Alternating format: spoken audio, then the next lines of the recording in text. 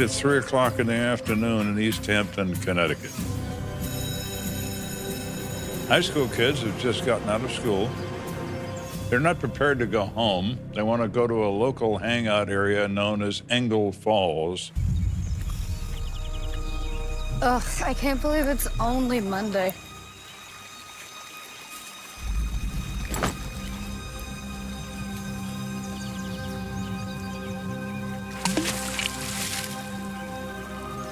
Do you see that? See what? What is that?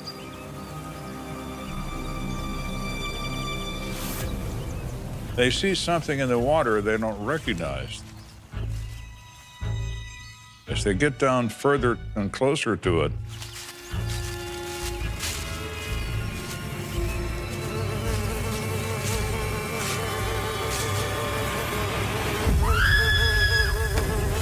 they realize it's the body of a woman face down in the water with her hands tied behind her back. Not exactly what you expect to see on your...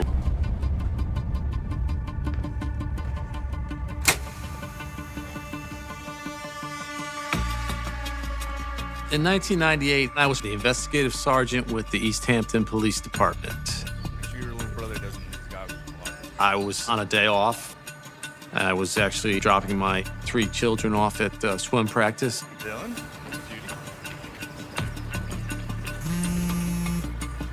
I was paged to the police department.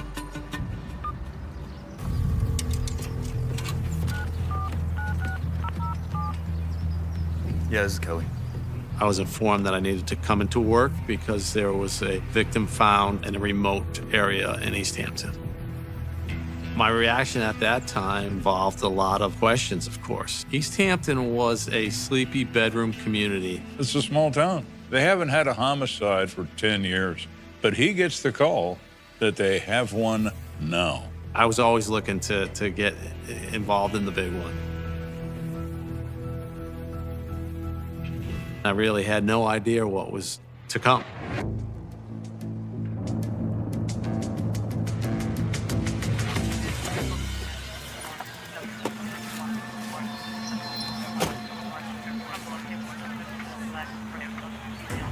When I arrived, Sergeant Romano was there, as well as patrol officers who had secured the scene. The location where the body was found is a very remote area.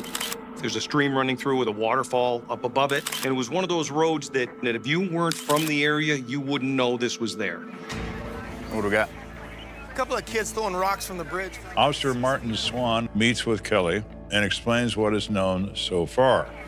Body's still in the water. I looked down over the bridge and saw a woman's body laying face down in the stream and obviously motionless and deceased. It was almost surreal. It was a scene that you would see out of maybe an Alfred Hitchcock movie or something.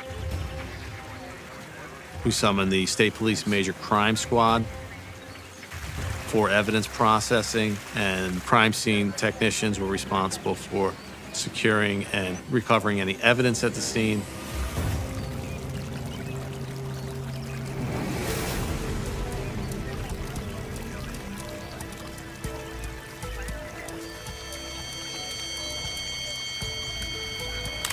We had found some duct tape that had bound the woman's hands.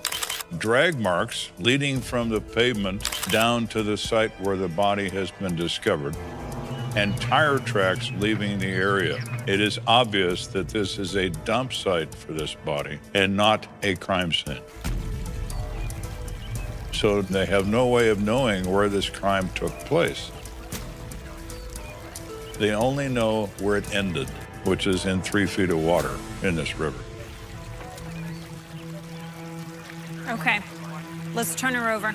So the medical examiner arrives on the scene and moves the body, pulls her from the water, and turns her over.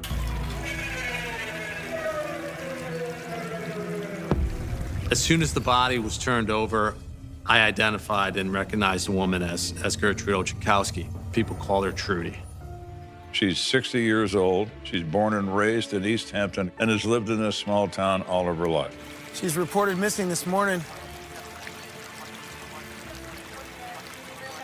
Found a car parked in town. Officer Martin Swan informs Kelly that at 7:40 that morning, he was called to a laundromat in town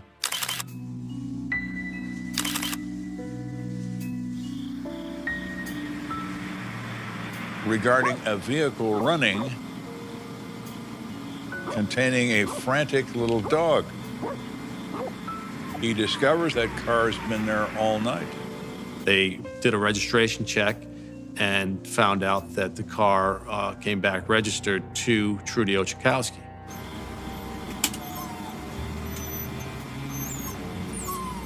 He gains entry into the car.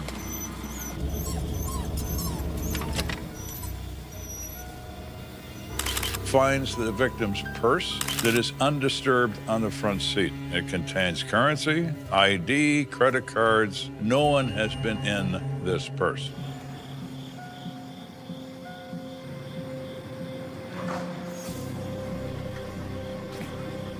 He goes into the laundromat and finds wet clothing and a washing machine.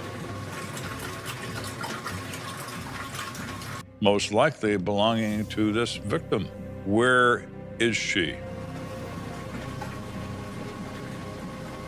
She would never do that. She would never leave her dog, especially for that extended time. You know, something's wrong.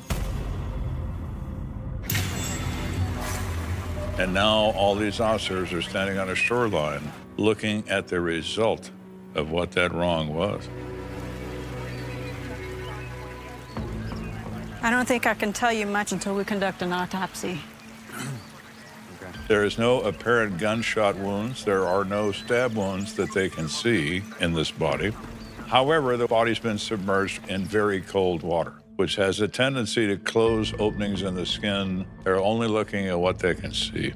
Method of death to be determined. If you find anything more, let me know. Okay.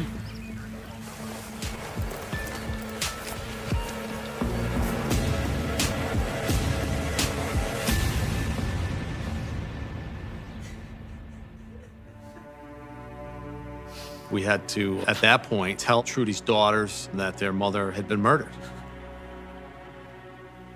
I knew both of the daughters from town, and that was a very emotional and personal thing to be involved in. I just don't understand why anyone would do this to her. I couldn't believe it, and especially the way they found her. Just the way she was treated. It was awful, awful. Trudy's daughter reports her mother is a loving woman who's everyone's friend. She's just a sweet, lovely person. Trudy is just a wonderful, warm, loving person, and she would give you the most amazing hugs that you could possibly imagine. It was just, your whole world was safe when Trudy hugged you. She was employed as a home health aide and worked for a home health care agency. Trudy was a caregiver. She always wanted to do something for someone else and always put herself aside for anyone else. You don't find people like that. You just don't. Who could possibly do this to her? Kelly is charged with finding out who that might be. Did she have a boyfriend? Was she dating anybody? She's been seeing a guy named Ray Brown. She said they had gone out on a date or two, so that was somebody that we needed to obviously interview at that point and try to determine what, if any, involvement he had.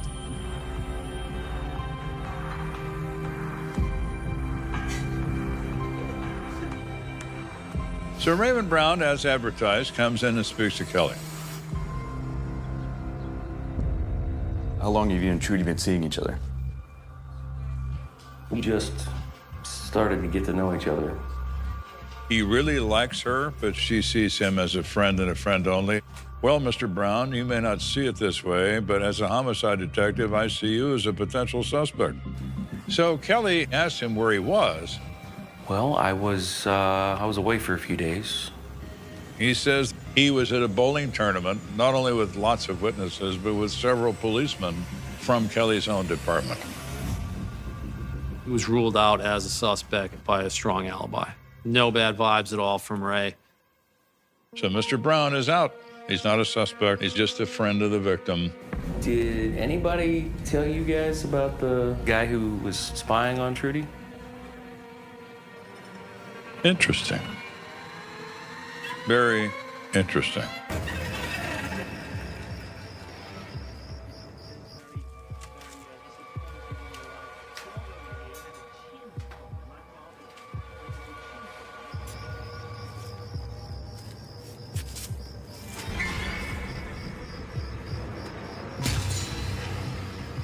She was worried about a man appearing in her window at her apartment.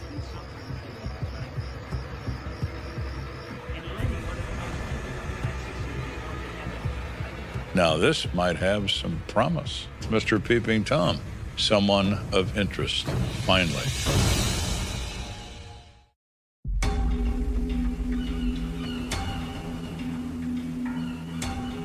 So now Kelly knows about the Peeping Tom thing.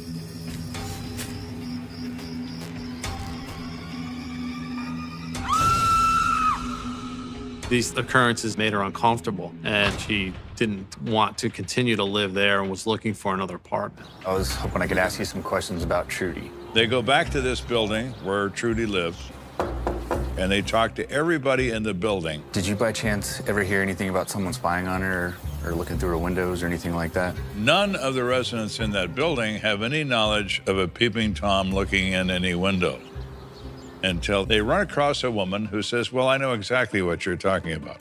You do? Yes, that was my son, Eddie. But it was all just a big misunderstanding. She, of course, denied that he would have any involvement or responsibility in doing anything harmful to Trudy. And she says, Eddie's a good boy. They're not impressed with the fact that Mother says he couldn't do this. Would it be possible for us to speak with Eddie? Sure can. Just go down to the jail where you people locked him up. That guy was identified as a local petty criminal, and he happened to be locked up in jail doing a sentence for a small-time crime. So there was no way that he could have been involved.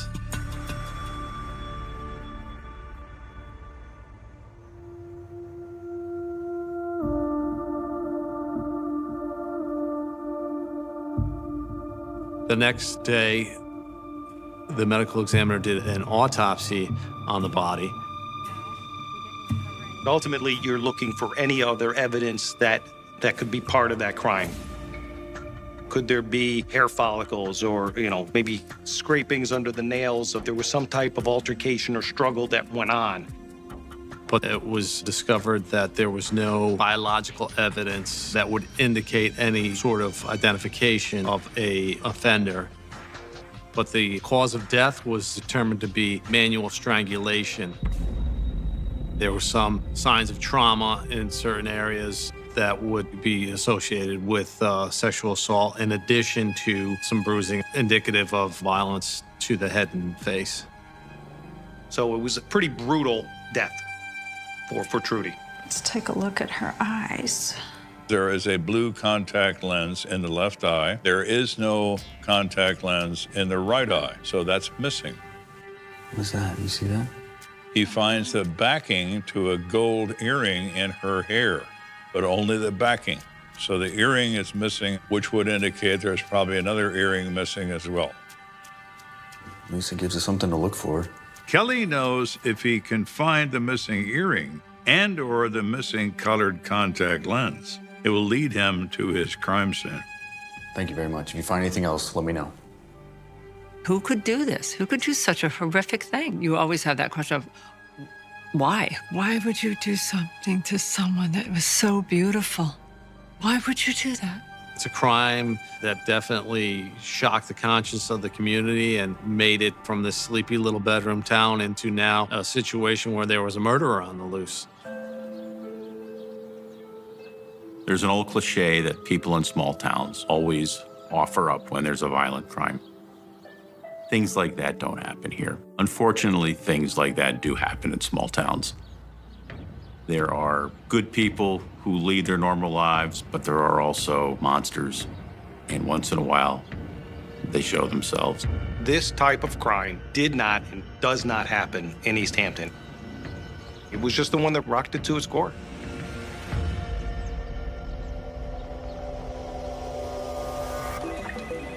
Everybody had a tidbit of information. So the tip line, the flow of information from people that wanted to help was just astronomical.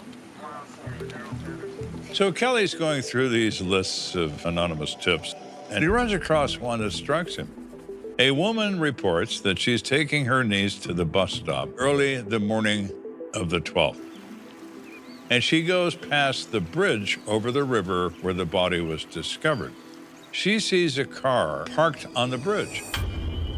The car was described as a boxy-style, blue or greenish sedan vehicle. It was very out of the ordinary for a car to be parked there. So why is it parked there? Well, maybe it's parked there because the occupant is dumping a body into the river from this car. Kelly makes a note that maybe, just maybe, something like that car is the one used. So Kelly does what homicide detectives do. He continues to contact people who know the victim. We discovered a long-time acquaintance of Trudy. They were in on again, off again relationship for years, and we definitely wanted to talk to him. It was something that definitely needed to be drilled down upon intensely.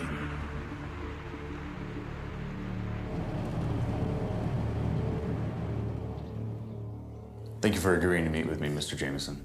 We asked him about their relationship, what the status of it was at the time. He explained that he had not spoken with or seen Trudy for about 3 weeks prior to the murder. Was wondering if you recalled where you were the night of the 11th. The ex-boyfriend told us a very troubling account of what he did. Well, actually, I was over by the laundromat. You were? Yeah. He goes on to say, the night of the 11th, he's out for a bit, and he drives by the laundromat, and he sees Trudy's car, and it's running in front of the place. Well, we kind of left things on a bad note a few weeks back, and I wanted to set things right, so I waited on her.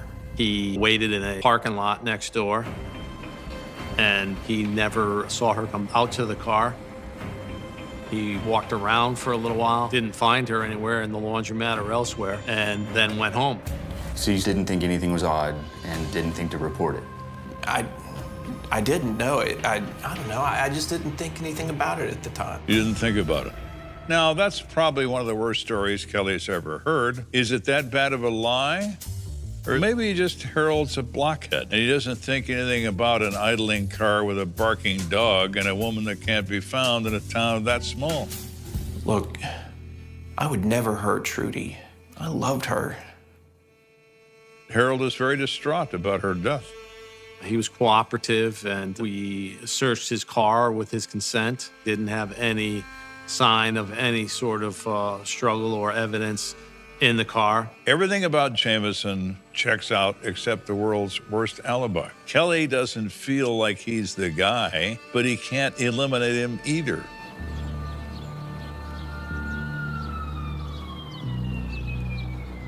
So Kelly and the chief of police are discussing this case. Sergeant Kelly. When a phone call is received from a witness. Okay. Don't touch anything. All right, I'll be right down. They found something at the apartment above the laundromat.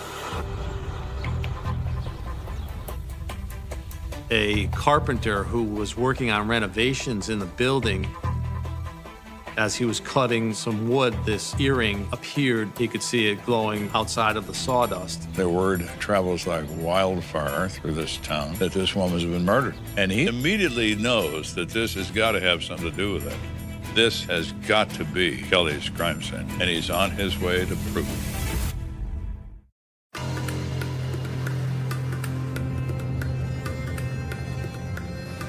Kelly's on his way to the laundromat building, where there are apartments under construction on the 3rd floor, where a carpenter has found an earring.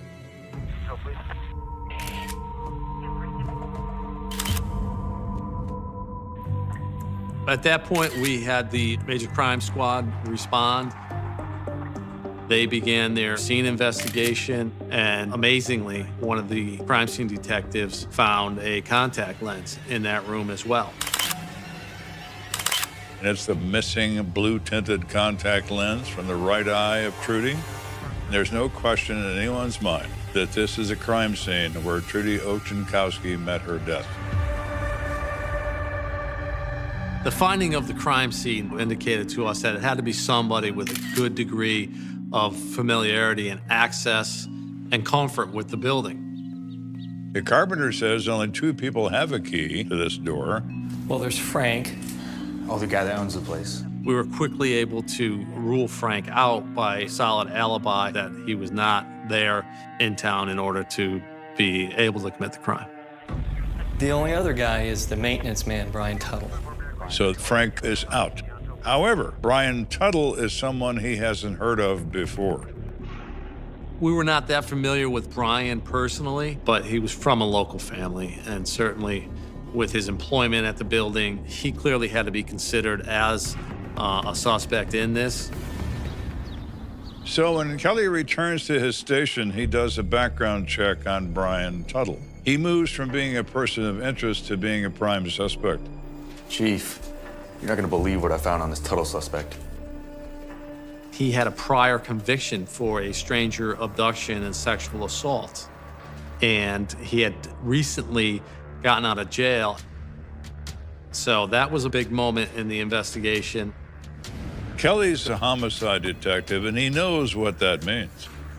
He's been caught once. How many times has he not been caught? Kelly wants to talk to him, and wants to talk to him immediately.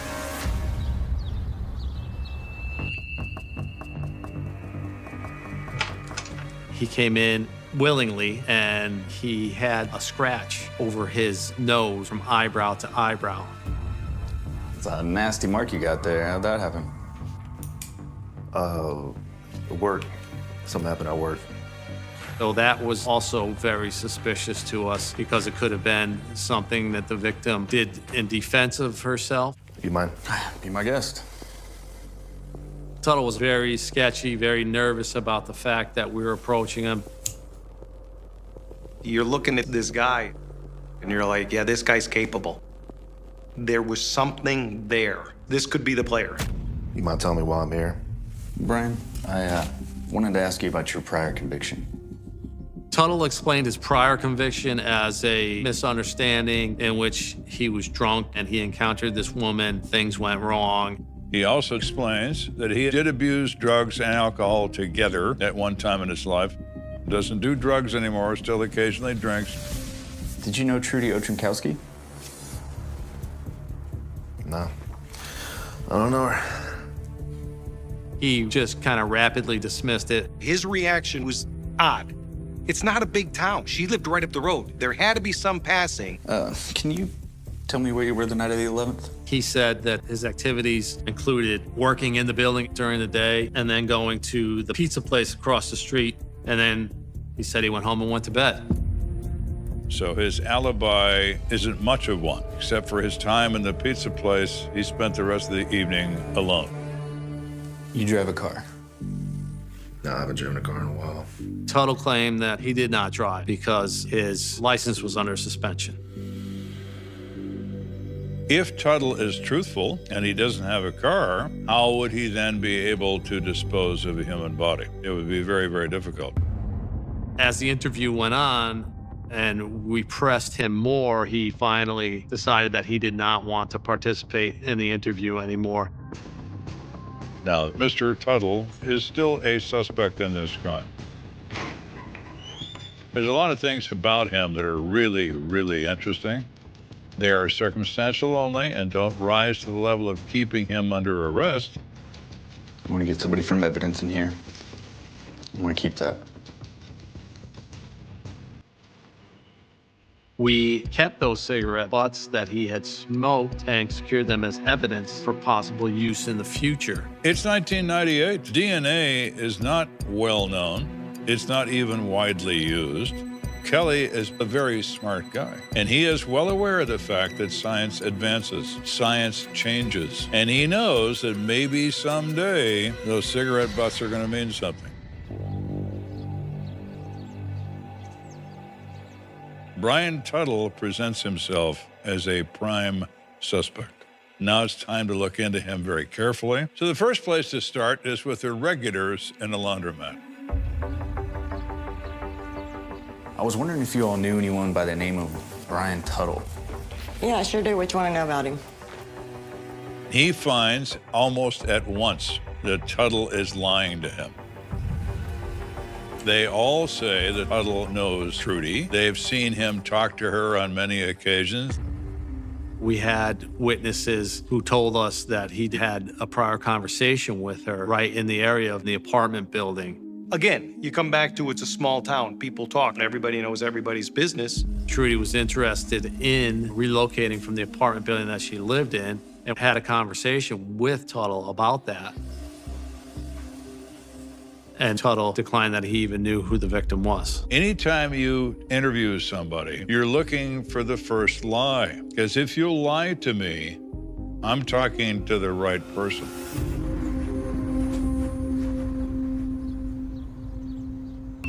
So by Tuttle's own words, he had gone to the pizza place across from the laundromat in the evening of that day and had a few beers.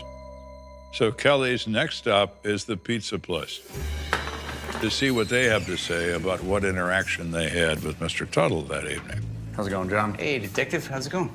We interviewed the brother and sister who owned the pizza place, John and Anthony Manalakis. I did know the maintenance guy, Brian. He came across as actually a really nice guy. He would come in quite frequently. Was he here the night of the 11th?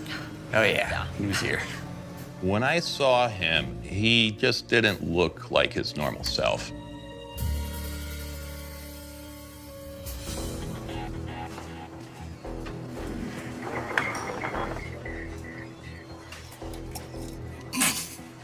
The biggest thing I remember were his eyes.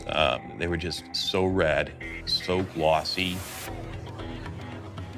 They described him as being depressed and definitely under the influence. Hey, you doing okay, Brian? You seem a little upset. My girlfriend, man. Apparently, the woman that he was with, I guess he caught her with another man. He said he could not handle that, and he got really, really upset and had this argument with her. It was very ugly, and he started drinking, and he's been drinking all day. So my sister came out, and she sat down with him. And apparently, he was asking her to go to this local bowling alley down the street there. Come on, you can come just a little while, right? No, I don't think I can. We're about to close up shop, so I need to help my brother out. It was a very uncomfortable scene. I knew there was definitely something off. So Kelly is now aware that Tuttle has told him two major lies. The first lie is that he doesn't know Trudy Ochenkowski. The second lie is that he has given up the drugs and alcohol and is a changed person. So now Kelly brings Tuttle back in for a second interview to confront him about these problems with his statements. We know you knew Trudy. We've got people that saw you converse with her. No. We confronted Tuttle with his many, many lies. At that point, he still claimed that he did not know Trudy. Tuttle says, I don't know her. I never did know her, but he does admit to having fallen off the wagon. And it's because he's so distraught over his cheating ex-girlfriend being with another man. What's your girlfriend's name? Denise. Denise what? Look, man, are we done here? Tuttle was emotional and distraught and was putting on a whole scene like he couldn't believe that he was being blamed for this. I'm done with all this. I'm going home. He was just kind of dismissive of everything. And at that point, we still didn't have sufficient physical evidence for an arrest. But Mr. Tuttle is digging his own grave every time Kelly talks to him. Now, the most important thing that happens in this second interview is that he's able to obtain the name of this girlfriend. This is, according to Tuttle, the cheating ex-girlfriend that has driven him to drink and drugs. That's significant.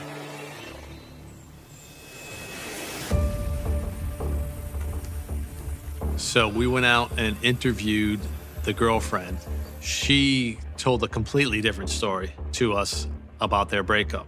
I don't even know where to begin with that man. He's out of control. Her story was that Tuttle had been drinking and using drugs again recently, that they were in an argument about that, and she basically threw him out of her place. So Kelly now is quite clear that Tuttle is lying completely about the difference in his relationship with this woman. In addition, at the very end of her statement, she says, plus there's another thing.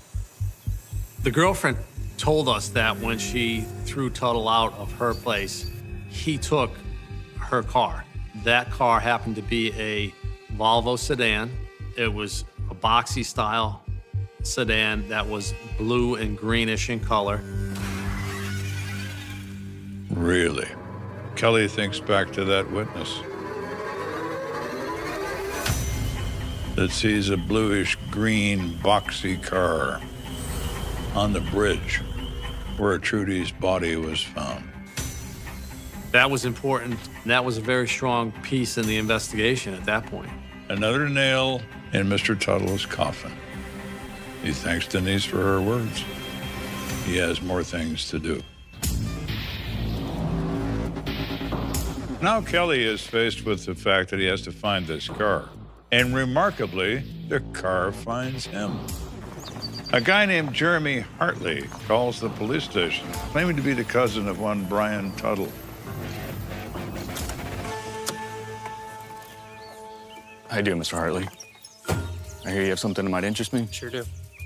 Jeremy explains that he has a blue-green Volvo parked in his yard. The cousin reported that Tuttle had asked him to take the car up to a remote area of town and to park it in a very specific spot. Hartley tells Kelly he just had a bad feeling and he decided to bring the car to the police. It's another big gotcha moment in the case, because we suspect that this car was used in the transportation of the deceased. So we then seize that car. We were hoping to find some biological or trace evidence in that car that would link the victim to the car. Kelly calls in a CSI tech team. They go over the car very carefully. They find what they believe is a body fluid stain. They remove that seat cover and have it sent into the state laboratory for analysis. Waiting for the results from the forensic lab is a long and painstaking process. It's frustrating. They have to do things very meticulously, and it takes time. And finally, after weeks of waiting, the results come in from the state laboratory. Sergeant Kelly.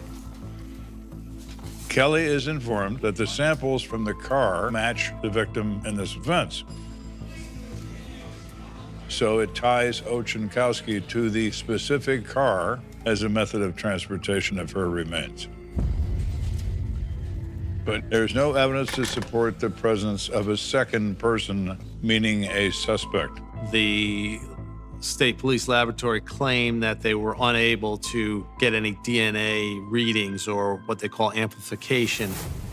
We were hoping for evidence connecting Tuttle and Trudy in a biological sense, and we didn't get that. We can say that Tuttle had access to the car, but we did not have any type of evidence that Tuttle was in that car. So now Kelly is left with a case where he is convinced that Brian Tuttle is a rapist and a murderer, but he's unable to prove this beyond a reasonable doubt in a courtroom. We got one shot. If the jury throws it out and says not guilty, we can't come back at him. All circumstances pointed to him, There just wasn't enough to get an arrest and a conviction. So Kelly does what all homicide detectives do. He waits. It is agonizing. It is horrible, but it is often necessary. Patience is a requirement. Kelly has it because he needs it.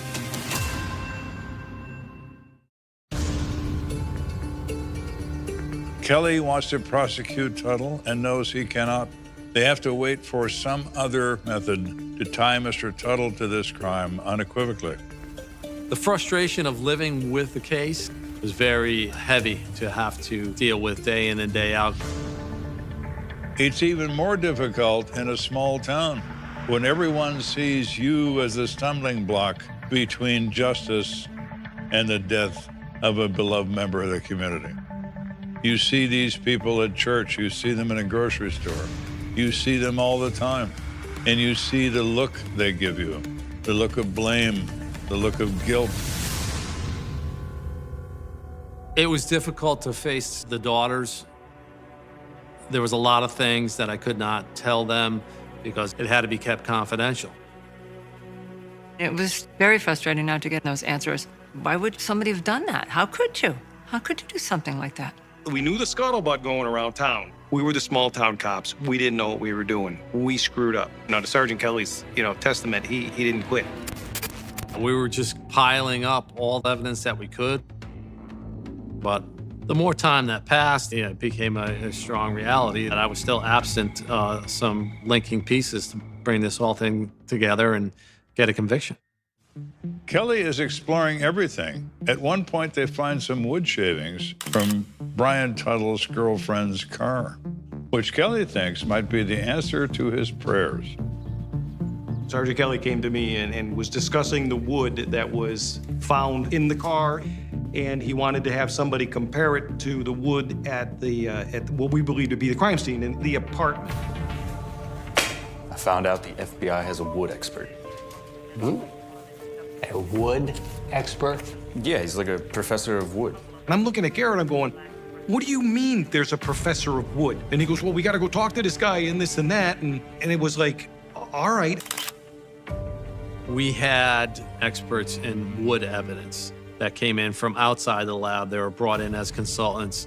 And the determination that was made there was that those wood chips and fragments originated from the material right above the laundromat, was transferred into the car, and then resulted in being transferred to the stream at the secondary site. But it was kind of junk science as well, because everybody at that point is looking for DNA. Everybody wants that sure hit, the through the ceiling numbers on DNA. So, the prosecutor's like, okay, you got wood chips. I'm like, that's good. Thank you. And I mean, and if you look at where Garrett's mind was going on this, you can just see that he wasn't giving up. It was pretty remarkable. You've got someone who's calling the crime lab, who's constantly sending evidence, emails, letters. He just kept working and saying, hey, how about this? How about this? Let's try this. They have to wait for DNA science to move forward. They have to wait for some other method to tie Mr. Tuttle to this crime unequivocally.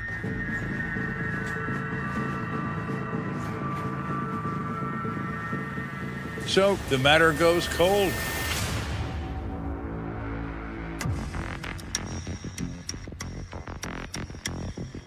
It stays cold until the year 2013. This case came down to the science.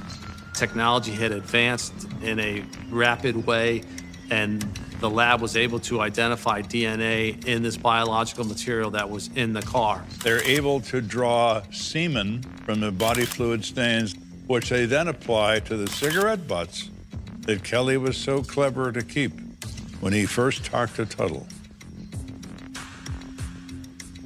and finds a direct match to Brian Tuttle.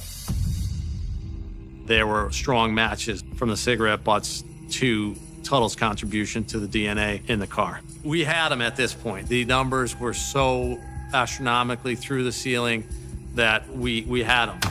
So the arrest warrant signed, And now we have to locate Tuttle. And to Sergeant Kelly's diligence, he knew that Tuttle was residing in South Carolina. So a team of investigators from the State's Attorney's Cold Case Unit went down and arrested him in South Carolina and transported him up here to Connecticut. They attempt an interview. Tuttle, of course, declines. He won't say a word. But the likelihood is great that the crime occurred in the following manner.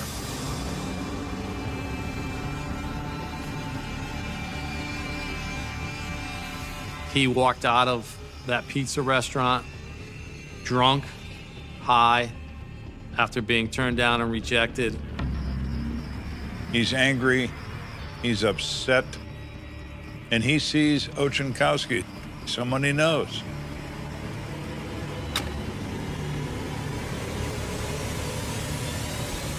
One must keep in mind that sexual assault is not a crime of sexual gratification. It's a crime of the punishment of women.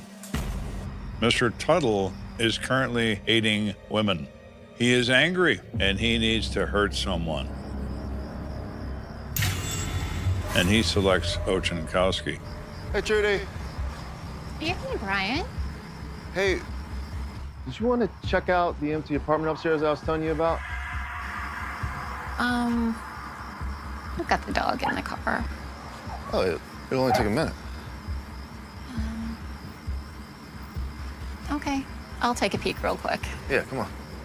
So lured her up into this apartment building.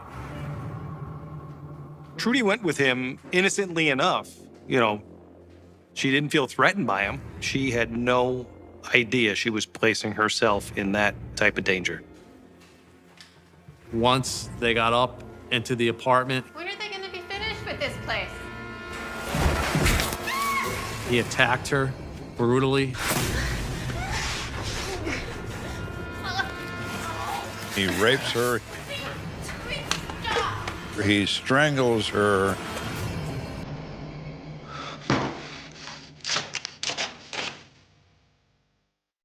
She was bound by duct tape, carried her down the stairs, and put her in the back seat of the Volvo. Drove her down there to the stream in the early hours of the morning and dragged her out.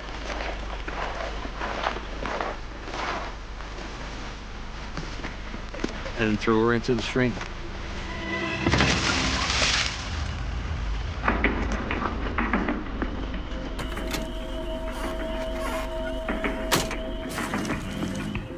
He goes on about his business. And for 16 years, he gets away with it until the evidence catches up to him. Brian Tuttle was formally charged with murder and presented before a judge at Superior Court in Middletown. I was shocked at his appearance. He was morbidly obese, in a wheelchair, with oxygen connected to him, very immobile. That's what happens. You know, karma comes back. It does. The case went through its prosecution phase, and then finally in 2016, Tuttle decided to plead guilty. He's sentenced to the rest of his life in prison, and probably because of his physical condition isn't going to last that long in prison. But that's where he goes. He's not going to get out alive, no doubt. I'm glad he's finally paying the price for what he did. Brian did an awful lot of damage that night to a lot of people. To Trudy, to her family, to the town. It's just a good thing that it's finally done. He took one of the most beautiful people out of this world that was loved and that was so kind to people and so caring. She's truly missed. Trudy is truly, truly missed. The house looked ordinary from the outside. A quiet home standing beneath the wide Texas sky, where the summer sun had already begun to warm the streets long before noon. The lawns nearby were trimmed. Children's bicycles rested against garage doors. Sprinklers hissed across patches of green grass while neighbors drifted through another predictable Wednesday morning. Nothing about that neighborhood suggested history was about to remember one small address forever. Nothing hinted that behind one closed front door, silence had replaced laughter, and a mother sat waiting for someone to arrive. She was not running. She was not hiding. She had already called for help. When the first emergency dispatcher answered the phone, there was no panic in her voice. No desperate attempt to explain. No confusion. Just calm words spoken with a certainty that would leave investigators questioning everything they thought they understood about evil, motherhood, and the fragile human mind. Before police officers stepped inside that home, before television cameras gathered outside the street, before courtrooms, psychologists, reporters, and millions of strangers across the world argued over what justice should look like. 5 children had already taken their last breaths inside the place where they should have been safest. Their mother remained seated, waiting. It is difficult to imagine a scene more unsettling than absolute stillness after unimaginable violence. Most crime scenes are marked by chaos. Broken furniture. Forced entry. Bloody footprints. Neighbors hearing screams. This home offered almost none of those familiar signs. Instead, investigators found something far more disturbing. Order. Quiet. Water. A bathtub that had become the center of one of the most heartbreaking criminal cases in modern American history. The tragedy of Andrea Yates is often remembered through headlines that reduce an impossible story to a single horrifying sentence. A mother drowned her 5 children. Those words are factually correct, yet they reveal almost nothing about how such a moment became possible. They cannot explain years of invisible suffering, the steady collapse of a troubled mind, or the uncomfortable questions that continued long after the trial had ended. This was never a story that fit neatly into the categories people preferred. It was not simply the story of a monster hiding behind a mother's smile. Nor was it merely the story of a woman consumed by illness. It existed in the painful space between law, medicine, religion, family, and human psychology, where certainty becomes increasingly difficult the closer one looks. On June 20, 2001, America watched in disbelief as details emerged from a quiet suburb outside Houston, Texas. News anchors struggled to report the facts without emotion. Newspapers filled their front pages with photographs of smiling children whose lives had ended before most people had even finished their morning coffee. Parents across the country hugged their sons and daughters a little tighter that evening. Mental health professionals warned against rushing toward simple conclusions. Religious leaders searched for words that could comfort communities shaken by a crime almost beyond comprehension. The public wanted answers immediately. They wanted motives that made sense. They wanted someone to blame. Yet every answer seemed to create even more questions. How could a woman who had spent years caring for children become the person responsible for ending 5 innocent lives? How could warning signs exist for months, even years, without preventing disaster? At what point does severe mental illness erase the ability to distinguish right from wrong? Can love and unimaginable violence exist inside the same heart at the same moment? Those questions transformed this case from a shocking local tragedy into an international discussion that continues decades later. Even today, students studying criminal law, psychiatry, forensic psychology, and ethics return to the Yates case because it refuses to offer comfortable conclusions. Every piece of evidence forces another difficult conversation. Every medical record challenges assumptions about responsibility. Every courtroom decision invites renewed debate about justice itself. Yet before the legal arguments and psychiatric evaluations, there were simply 5 children beginning another ordinary summer morning.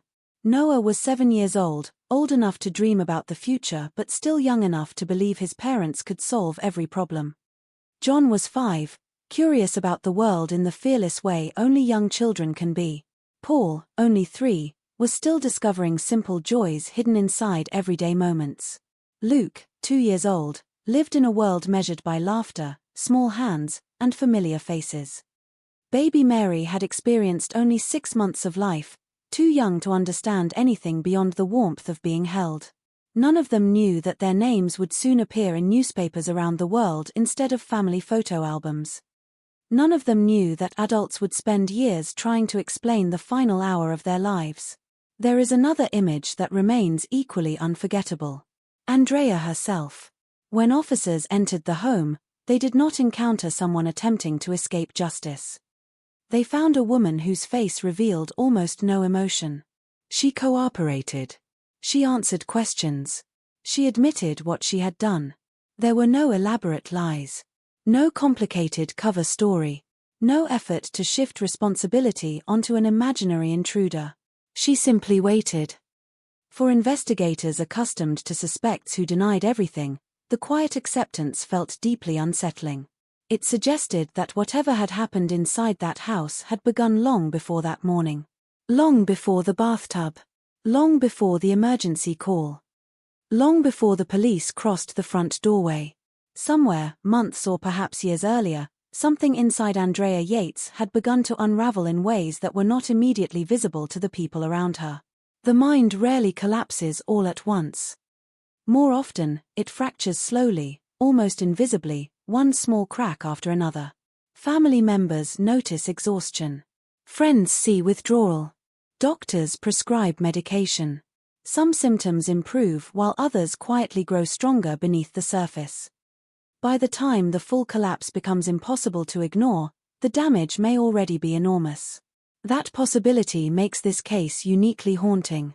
Unlike crimes driven by greed, revenge, jealousy, or sudden rage, this tragedy forces us to confront an enemy that cannot always be seen. Severe mental illness leaves no fingerprints on a weapon. It does not announce itself with flashing warning lights visible to everyone nearby. It often whispers instead of shouting. It disguises itself as fatigue, stress, sadness, or ordinary struggles that millions of people experience every day. Distinguishing ordinary suffering from catastrophic psychological decline can be painfully difficult, even for trained professionals. That reality became one of the central questions surrounding Andrea Yates. Were the warning signs unmistakable, or were they only obvious after tragedy had already unfolded? The answer remains fiercely debated. Some believe this catastrophe could have been prevented. Others believe the illness had advanced beyond anyone's ability to control. Between those positions lies a complicated history involving medical advice, family decisions, religious influence, and a woman whose perception of reality slowly drifted further away from everyone else's. But none of those layers were visible to the officers responding to the emergency call that morning. They saw only the ending.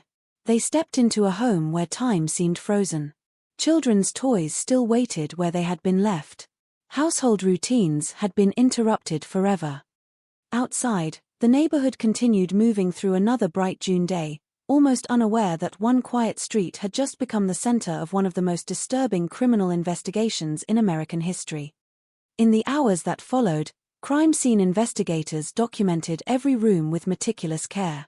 Detectives began asking questions whose answers would ripple far beyond Texas.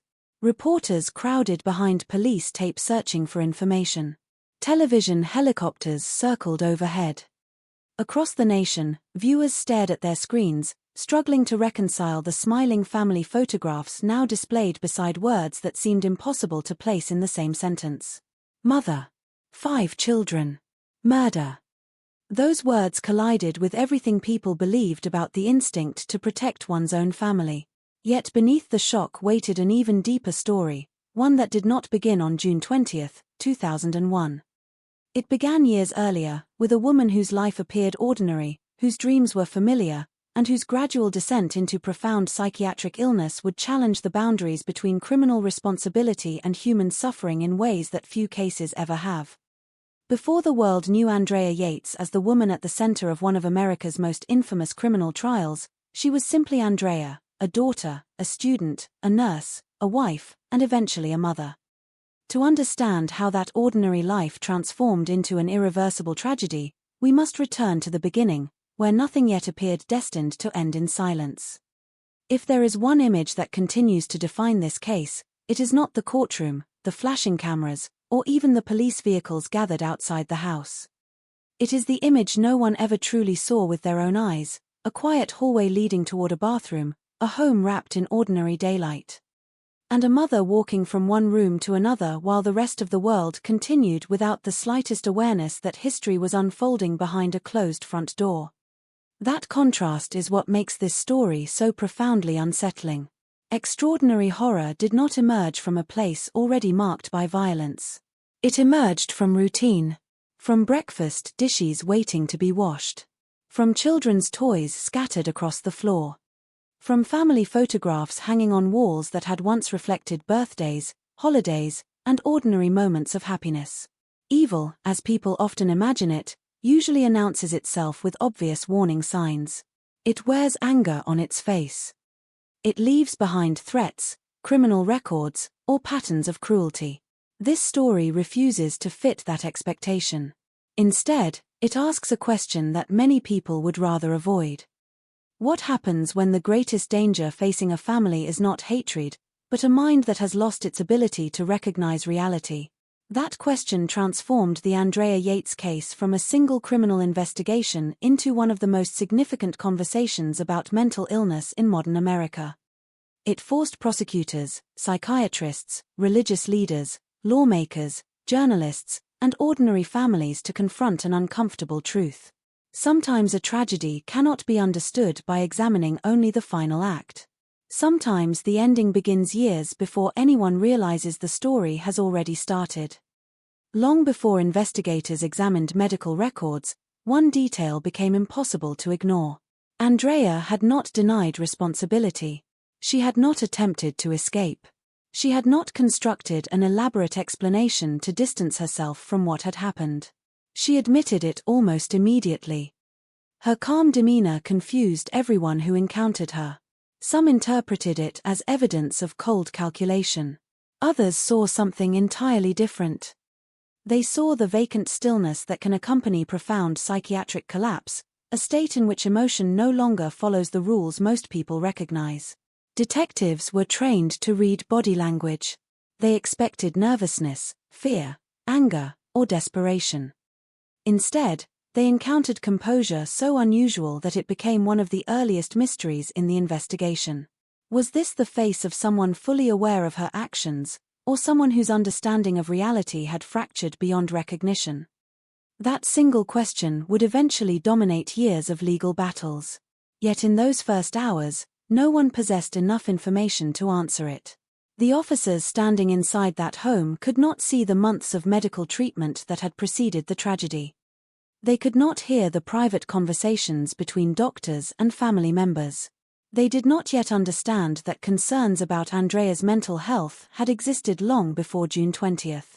To them, the scene represented an ending without context. As investigators worked through the house, neighbors slowly gathered outside. Some recognized the family.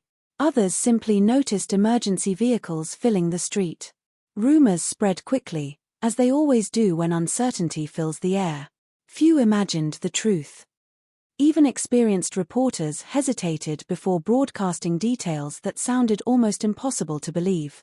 The public reaction unfolded in waves. First came disbelief, then grief, then outrage.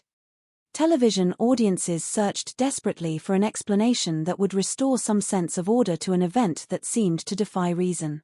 In the days that followed, countless discussions began with the same question.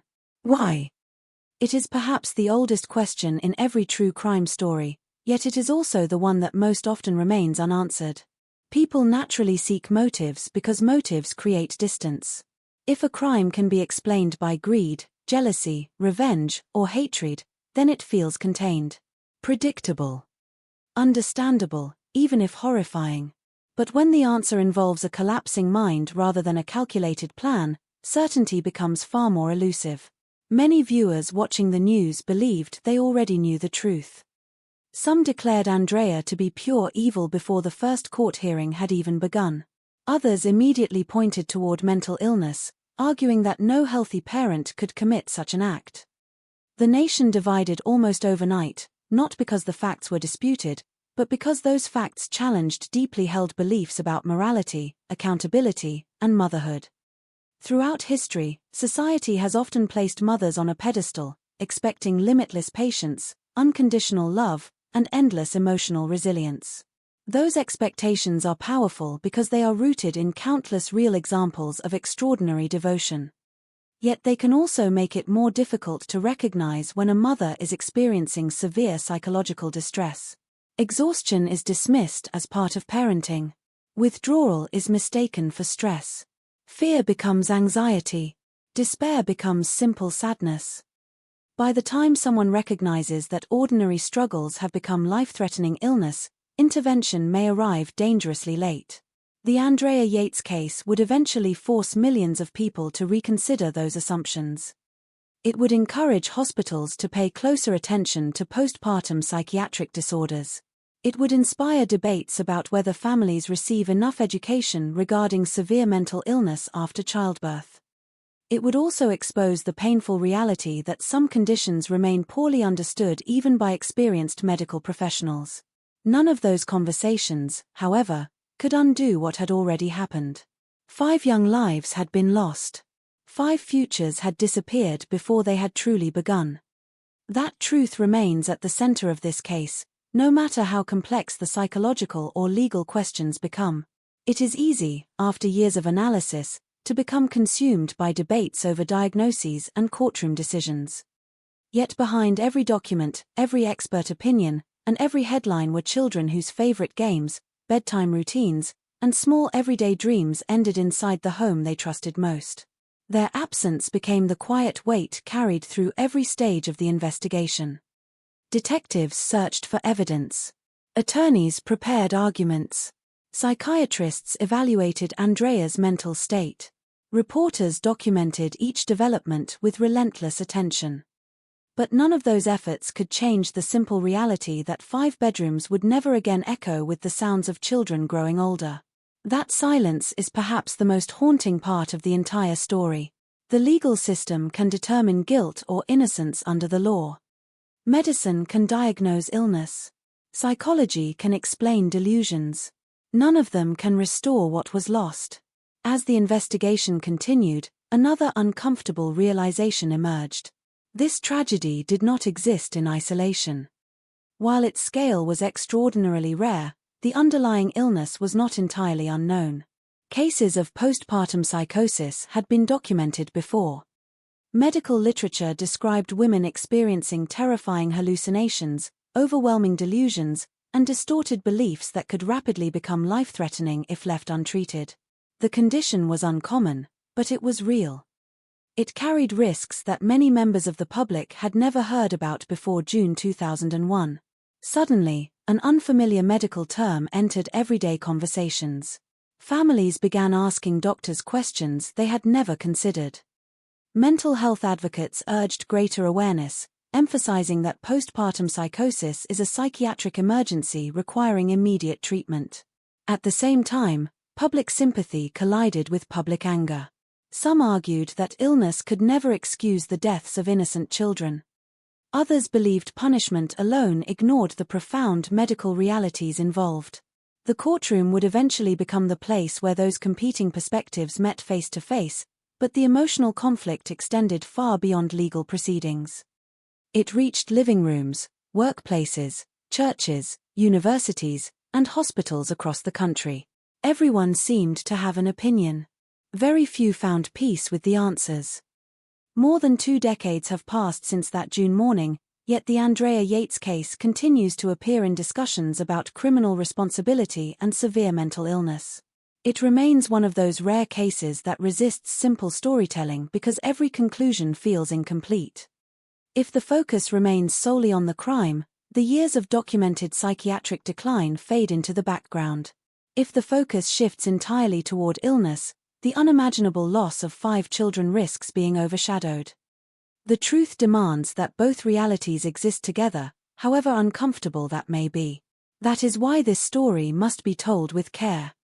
Not to sensationalize suffering, nor to reduce tragedy to entertainment, but to understand how a sequence of decisions, medical struggles, family dynamics, and psychological collapse converged into one irreversible morning. Every headline captured only the final chapter. The chapters before it were quieter, slower, and far less visible, unfolding through ordinary days that gave little indication of the catastrophe waiting ahead. To understand those earlier chapters, we must leave behind the flashing lights, the police tape, and the courtroom arguments. We must return to a time before the nation knew Andrea Yates's name, before her family became the focus of international attention, and before the warning signs were interpreted through the lens of hindsight. Only by tracing the path from the beginning can we begin to understand how an ordinary life gradually transformed into one of the most heartbreaking true crime cases in American history. The story, in truth, did not begin with a crime. It began with a young woman whose future appeared unremarkable, whose ambitions were modest, and whose life seemed destined to follow the familiar rhythm of work, marriage, and family. That ordinary beginning makes what followed all the more difficult to comprehend, and it is there, in those early years before darkness entered the picture, that the next chapter of this story truly begins. There is a tendency, especially after a crime as devastating as this, to search backward through every memory, every photograph, every conversation, looking for the moment where everything supposedly became inevitable. We convince ourselves that there must have been a single turning point, one unmistakable decision that divided an ordinary life from an unimaginable tragedy. Reality is rarely that simple. Most catastrophic stories are not built upon one dramatic moment. They are built upon dozens of smaller moments that, standing alone, appear almost insignificant. A missed warning. A misunderstood symptom. A hopeful assumption that tomorrow will be better than today. A treatment that seems to work until it no longer does. By the time those moments are viewed together, the ending has already arrived. That is one of the reasons the Andrea Yates case continues to unsettle people more than 2 decades later. It challenges the comforting belief that extraordinary tragedies always arrive with extraordinary warning signs. Sometimes they do not. Sometimes they arrive quietly, hidden beneath routines that appear perfectly ordinary from the outside. This is not a story that can be understood through outrage alone. Nor can it be understood through sympathy alone. It exists in a space where grief and responsibility collide, where medicine meets law, and where certainty gives way to questions that remain unresolved even after every court ruling has been delivered. Throughout this journey, one truth must remain at the center of the narrative. 5 children lost their lives. Their names deserve to be remembered not simply as victims in a criminal case, but as children whose futures were never allowed to unfold. Every discussion about psychiatric diagnoses, legal standards, or public opinion must begin and end with that reality. At the same time, understanding what happened requires examining the gradual deterioration of a woman whose perception of the world became profoundly distorted by severe mental illness. Those 2 truths are not mutually exclusive. They exist together, and it is precisely that painful coexistence that has made this case one of the most studied and debated in modern criminal history. As we move beyond the headlines and into the years before June 20, 2001, we leave behind the immediate horror of the crime scene and begin exploring the life that preceded it, a life that, at first glance, looked remarkably ordinary. It is there, long before police sirens, courtrooms, and national attention, that the foundation of this story was laid. And it is there that the next chapter begins. Long before her name became permanently associated with one of the most heartbreaking criminal cases in American history, Andrea Pia Kennedy was known simply as a quiet, intelligent young woman with an exceptional work ethic. She was born on July 2, 1964, in Houston, Texas, the youngest of 5 children in a middle-class family. Friends and relatives would later describe her as reserved rather than outgoing, someone who preferred listening over speaking and who rarely sought attention for herself. She was not the type of person who dominated a room. Instead, she blended into the background, dependable and disciplined, the kind of individual teachers appreciated and employers trusted. Nothing about her early years suggested that she would one day become the subject of countless books, documentaries, medical journals, and legal debates. Houston during the 1960s and 1970s was a city experiencing remarkable growth. New neighborhoods spread across the suburbs, the energy industry fueled economic opportunity, and families envisioned stable futures built on hard work and traditional values. Andrea grew up in that environment, surrounded by routines that many Americans would recognize. School occupied her weekdays. Family gatherings marked holidays. Church and community life shaped many of the expectations placed upon young people. By all outward appearances, her childhood followed a familiar path. Academically, Andrea excelled. She earned high grades throughout school and developed a reputation for being meticulous in everything she attempted. Former classmates remembered someone who prepared carefully, completed assignments on time, and rarely caused trouble. She was not drawn toward rebellion or unnecessary risk. Instead, she seemed motivated by responsibility, a characteristic that would remain with her well into adulthood. After graduating from high school, Andrea chose a profession centered on caring for others. She enrolled in nursing school and eventually became a registered nurse. The profession suited many aspects of her personality. Nursing demanded patience, attention to detail, compassion, and the ability to remain calm under pressure. Colleagues described her as competent and conscientious, someone who took her responsibilities seriously and treated patients with kindness. Working in hospitals exposed her to illness, recovery, and the fragile nature of human life, experiences that reinforced her sense of duty rather than discouraging it. During these years, there were no widely documented indications of severe psychiatric illness. Like many people, Andrea experienced the ordinary stresses associated with education, work, and adulthood, but nothing that distinguished her from thousands of other young professionals beginning their careers. If someone had suggested that her future would eventually become the focus of international headlines, those who knew her likely would have dismissed the idea as unimaginable. In 1989, Andrea met Russell "Rusty" Yates, an engineer whose personality contrasted noticeably with her own. Rusty was confident, articulate, and deeply committed to his religious beliefs.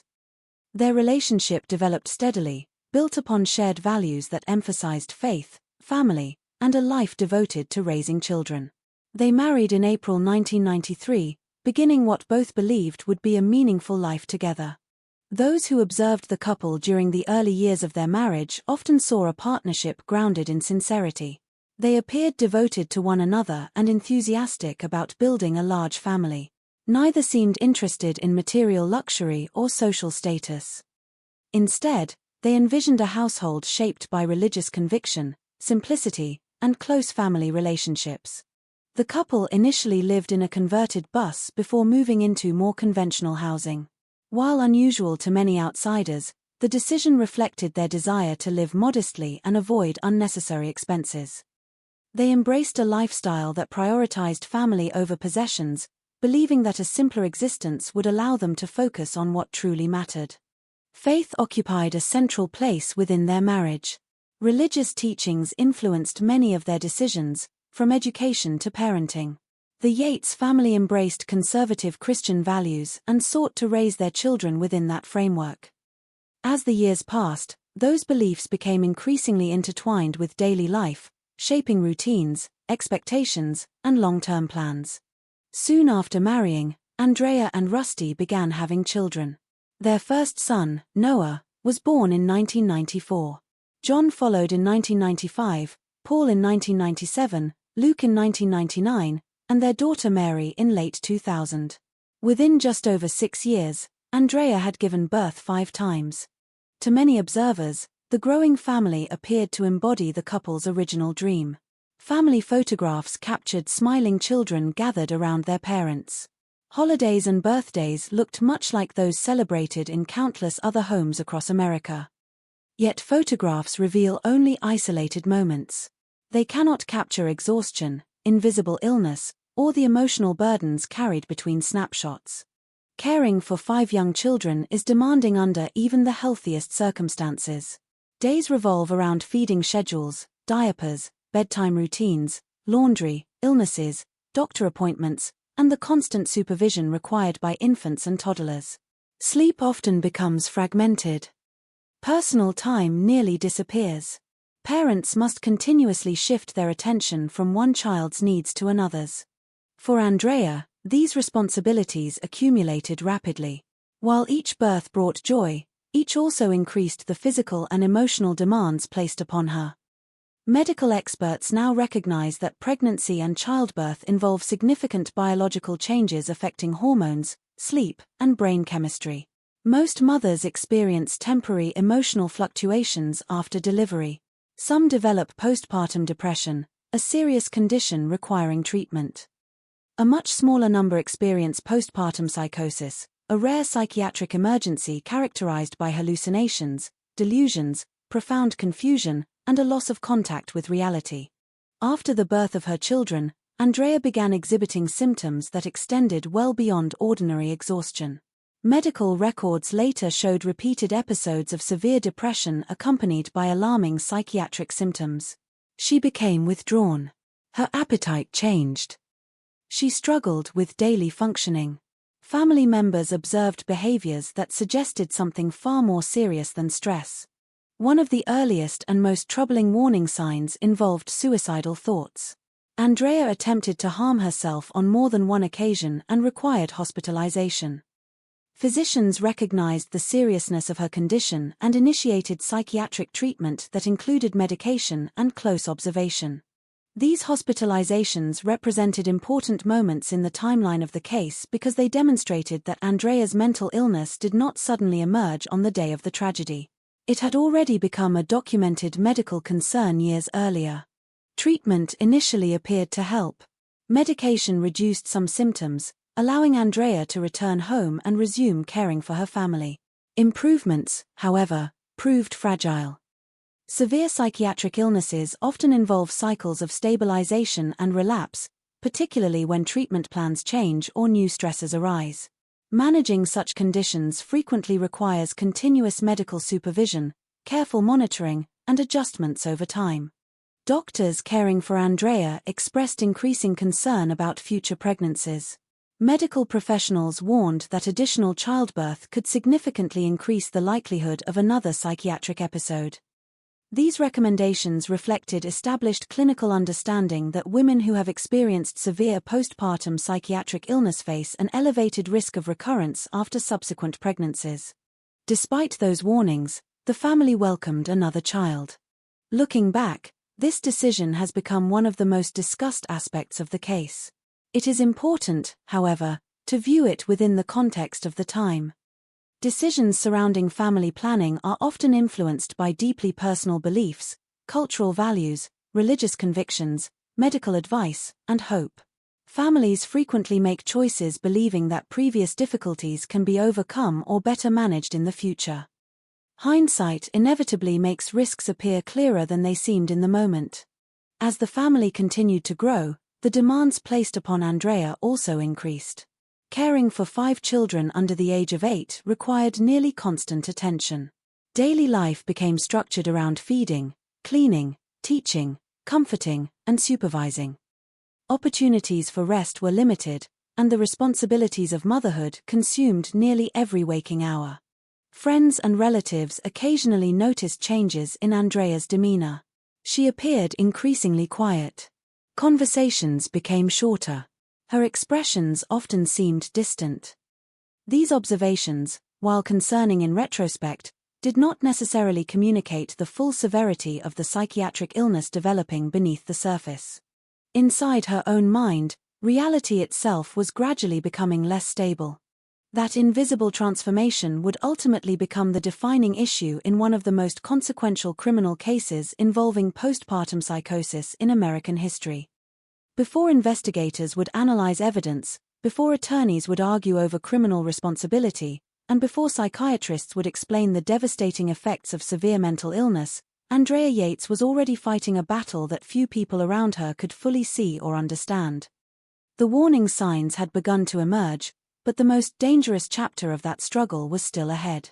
As the Yates family settled into the rhythm of raising 5 young children, life from the outside still appeared to reflect the values they had always embraced. Their home was modest. Their routines were predictable. Days revolved around meals, lessons for the older children, household chores, church, and family responsibilities. Neighbors often saw children playing in the yard or accompanying their parents on errands. There were no obvious signs of a household on the brink of catastrophe.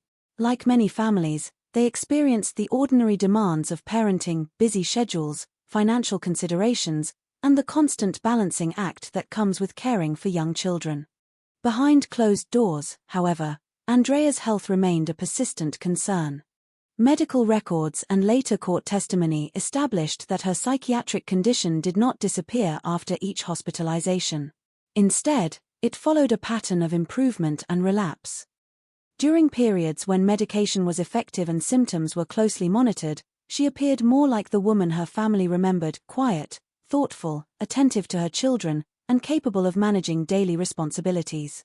Those periods offered hope that treatment was working. But severe psychiatric illnesses rarely follow a straight path. Doctors adjusted medications. Appointments were scheduled. Family members watched for warning signs. At times, Andrea became withdrawn and emotionally flat. On other occasions, she struggled to complete routine household tasks. Those closest to her increasingly understood that this was no longer simply a matter of stress or exhaustion. It was an illness requiring ongoing medical care. One particularly significant event occurred in 1999 following the birth of Luke. Andrea's mental health deteriorated sharply. According to medical records presented during later legal proceedings, she experienced severe depression accompanied by psychotic symptoms.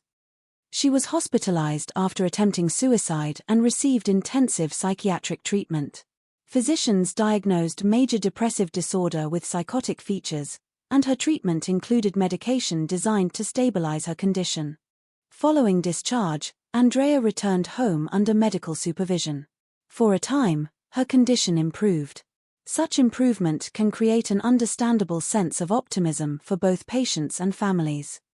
When someone begins sleeping more regularly, engaging in conversation again, or participating in daily life, it is natural to hope that the crisis has passed. Yet mental health specialists have emphasized that recovery from severe psychiatric illness often requires long-term management rather than a permanent cure. Symptoms can return, particularly when treatment changes or new biological and environmental stresses emerge. Another profound loss further complicated the family's circumstances. Andrea's father, with whom she had maintained a close relationship, died after a prolonged struggle with Alzheimer's disease.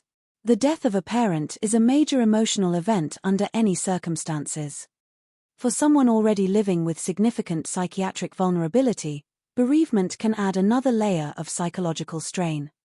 While it would be inaccurate to attribute later events to any single factor, mental health experts generally recognize that major life stresses may contribute to worsening symptoms in susceptible individuals. By late 2000, Andrea gave birth to her fifth child, Mary. Initially, family members hoped that the careful attention paid to Andrea's psychiatric history would reduce the likelihood of another crisis. Unfortunately, the opposite occurred. Within months of Mary's birth, Andrea's condition began to decline once again. She became increasingly withdrawn. Conversations reportedly grew shorter. She spent long periods sitting silently. According to testimony presented during subsequent court proceedings, she sometimes stopped speaking altogether for extended periods. At times, she appeared unable to concentrate on ordinary tasks. On other occasions, she seemed overwhelmed by responsibilities that she had previously managed. These changes alarmed both family members and medical professionals. Andrea was hospitalized multiple times during this period. Physicians prescribed antipsychotic and antidepressant medications while carefully evaluating her symptoms. One medication, in particular, appeared to produce noticeable improvement. As her condition stabilized, clinicians cautiously discharged her with instructions emphasizing the importance of continued psychiatric care and close observation. Another recommendation emerged repeatedly during her treatment. Mental health professionals advised that Andrea should not be left alone with the children until her condition had significantly improved. The recommendation reflected concern about both her safety and the safety of those around her. Such precautions are common when patients experience severe psychotic symptoms, particularly if suicidal thoughts or impaired judgment are present. The family attempted to navigate these recommendations while maintaining some degree of normal life. Rusty worked full-time as an engineer, providing financial support for the household. Like many families facing serious illness, they confronted difficult practical realities. Employment obligations could not simply disappear. Childcare responsibilities remained constant. Medical appointments had to be coordinated alongside everyday necessities. Looking back, many observers have asked why stronger protective measures were not implemented. Those questions became central themes during later public discussion. Yet it is important to recognize that families managing severe mental illness often make decisions based on the information, resources, and circumstances available to them at the time. Hindsight inevitably offers a clearer perspective than those living through uncertainty can possess in the moment. As Andrea's symptoms intensified, some of her beliefs became increasingly detached from reality. Later psychiatric evaluations documented that she developed religious delusions, believing she had failed spiritually and that her shortcomings as a mother carried eternal consequences. Delusions differ fundamentally from ordinary beliefs or opinions. They are fixed false beliefs that persist despite overwhelming evidence to the contrary. Individuals experiencing psychosis do not simply hold unusual ideas, they often perceive those ideas as unquestionably real. For Andrea, these distorted beliefs gradually became intertwined with her understanding of motherhood, morality, and salvation. According to psychiatric testimony introduced during the trials, she began expressing profound guilt, insisting that she was an unfit mother and that she was causing spiritual harm to her children. Those thoughts were not fleeting worries familiar to many parents.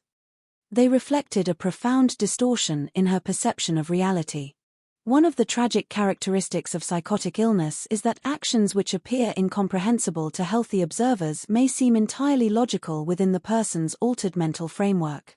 The illness reshapes reality itself.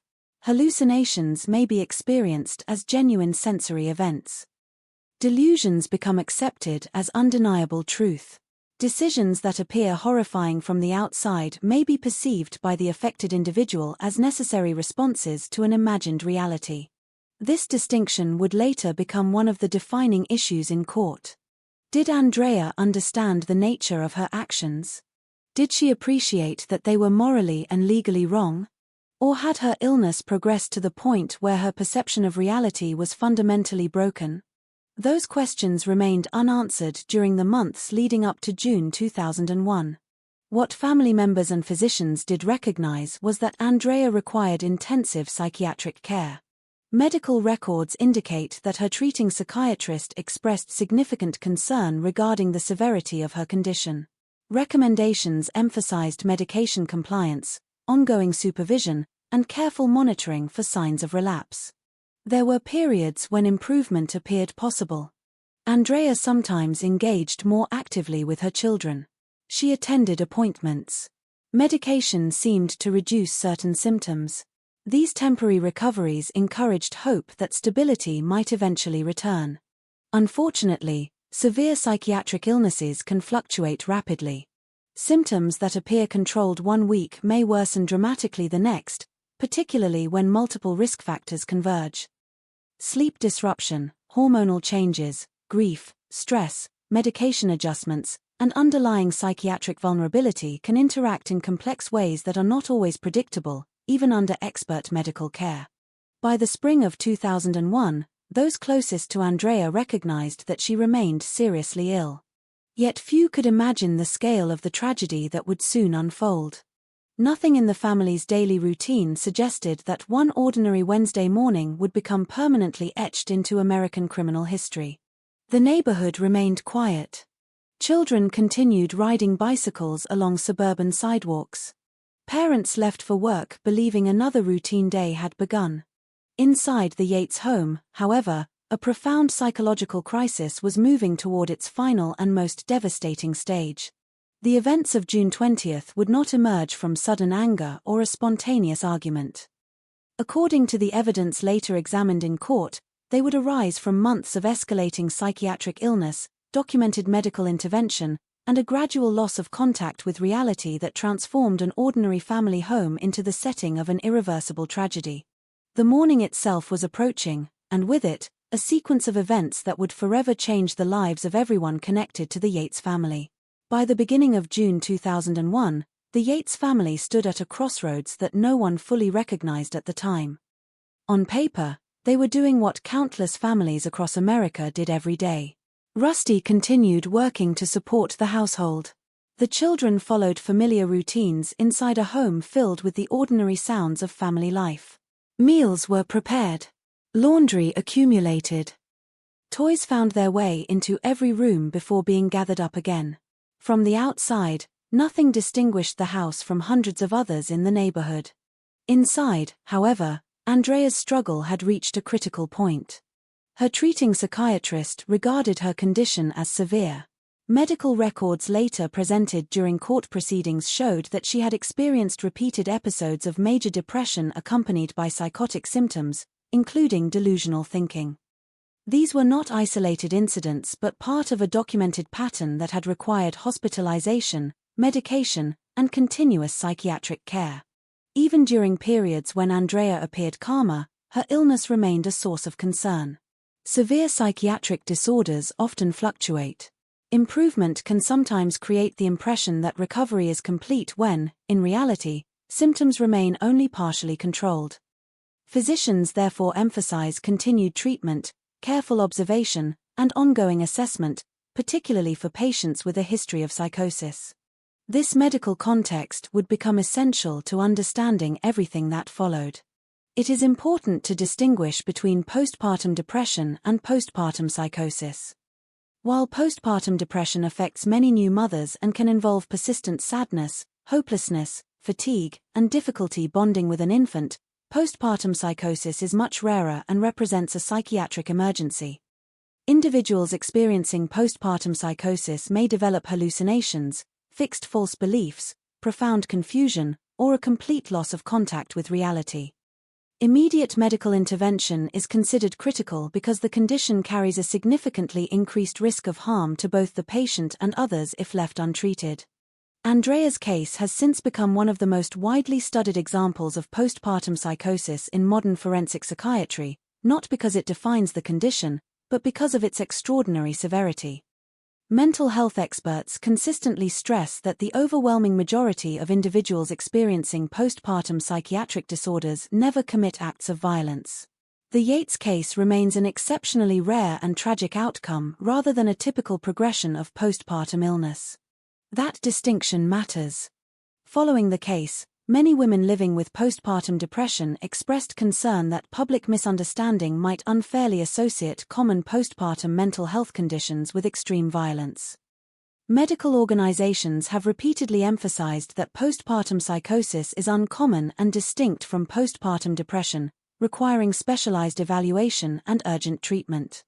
As June progressed, Andrea continued living within a reality increasingly shaped by her illness. Later testimony indicated that her delusions centered heavily on religious themes. She reportedly believed she was spiritually corrupt and incapable of fulfilling her role as a mother.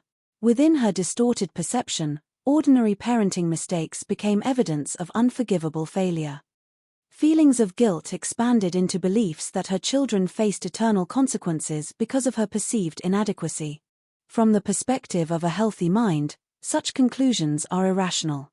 Within psychosis, however, they can appear absolutely certain. One of the greatest challenges in understanding severe mental illness is recognizing that the affected individual does not necessarily perceive their thoughts as symptoms. Delusions often feel more convincing than reality itself. Attempts by others to offer reassurance may fail because they conflict with what the patient genuinely experiences as truth. Family members, meanwhile, often find themselves navigating impossible circumstances. They witness moments of apparent improvement alongside episodes of alarming deterioration. They hope medication will continue working. They trust medical advice while trying to preserve ordinary family life. Every encouraging day becomes evidence that recovery may still be possible. Looking backward through the lens of tragedy, it is easy to identify moments that appear significant. Looking forward, those same moments are often clouded by uncertainty. That reality shaped nearly every discussion surrounding the Yates family after June 20, 2001. Could more have been done? Should different decisions have been made? Would alternative treatment have changed the outcome? These questions have no simple answers. They continue to be examined by psychiatrists, legal scholars, and public health experts because they touch upon broader issues extending far beyond one family's experience. The case prompted renewed attention to postpartum psychiatric care, encouraged greater awareness among healthcare providers, and highlighted the importance of recognizing severe psychiatric symptoms as medical emergencies. The legal system would eventually face an equally difficult question. When a person commits an undeniably criminal act while experiencing profound psychosis, how should responsibility be evaluated?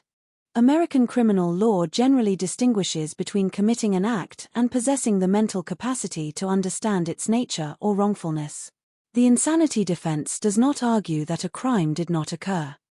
Instead, it asks whether severe mental illness prevented the defendant from appreciating reality or understanding that the act was legally or morally wrong at the time it was committed. Those legal principles would become central to Andrea Yates's trials. Before that debate unfolded, however, there remained only the ordinary passage of time. The calendar moved steadily toward the morning of June 20th. No television cameras waited outside the house. No reporters anticipated breaking news. The neighborhood prepared for another typical summer day.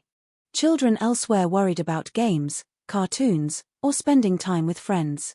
Parents headed to work expecting to return home that evening just as they had countless times before. For the Yates family, the day would begin no differently. The significance of this story lies not only in what happened, but in what it revealed afterward. It exposed the devastating consequences that can arise when severe psychiatric illness reaches its most extreme form. It challenged assumptions about motherhood, criminal intent, and mental capacity. It reminded both the medical community and the public that psychiatric disorders deserve the same urgency and seriousness as any life-threatening physical illness. Most importantly, it underscored the immeasurable human cost of failing to fully understand conditions that remain difficult to predict and, in some cases, difficult to treat. The next chapter shifts from the years of mounting concern to the events of a single morning, one that forever altered the lives of the Yates family and left a lasting impact on the fields of law, psychiatry, and public health. To understand that morning, it is essential to approach it with accuracy, restraint, and respect for the 5 children whose lives remain at the heart of this story. Before the world came to know their names through newspaper headlines and courtroom testimony, Noah, John, Paul, Luke, and Mary were simply 5 children growing up in a family that, from the outside, appeared much like many others in suburban Texas. They were not symbols in a legal debate, nor were they characters in a story about mental illness.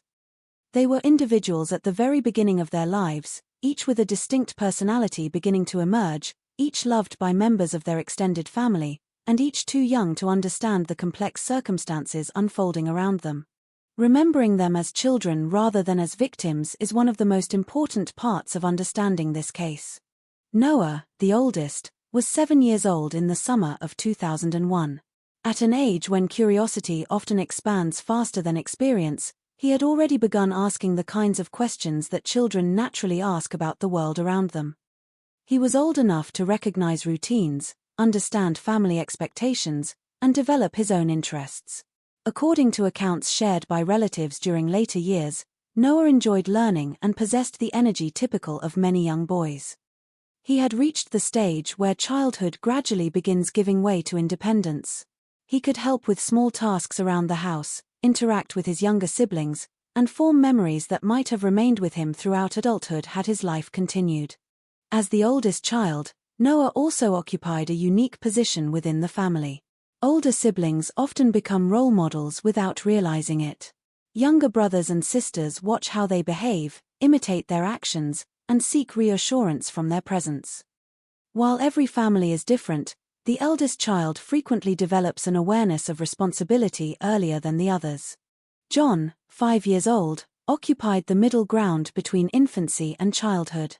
Children at that age are often eager to explore but still deeply dependent upon their parents for security and guidance. They begin forming friendships, asking endless questions, and discovering their own personalities through play.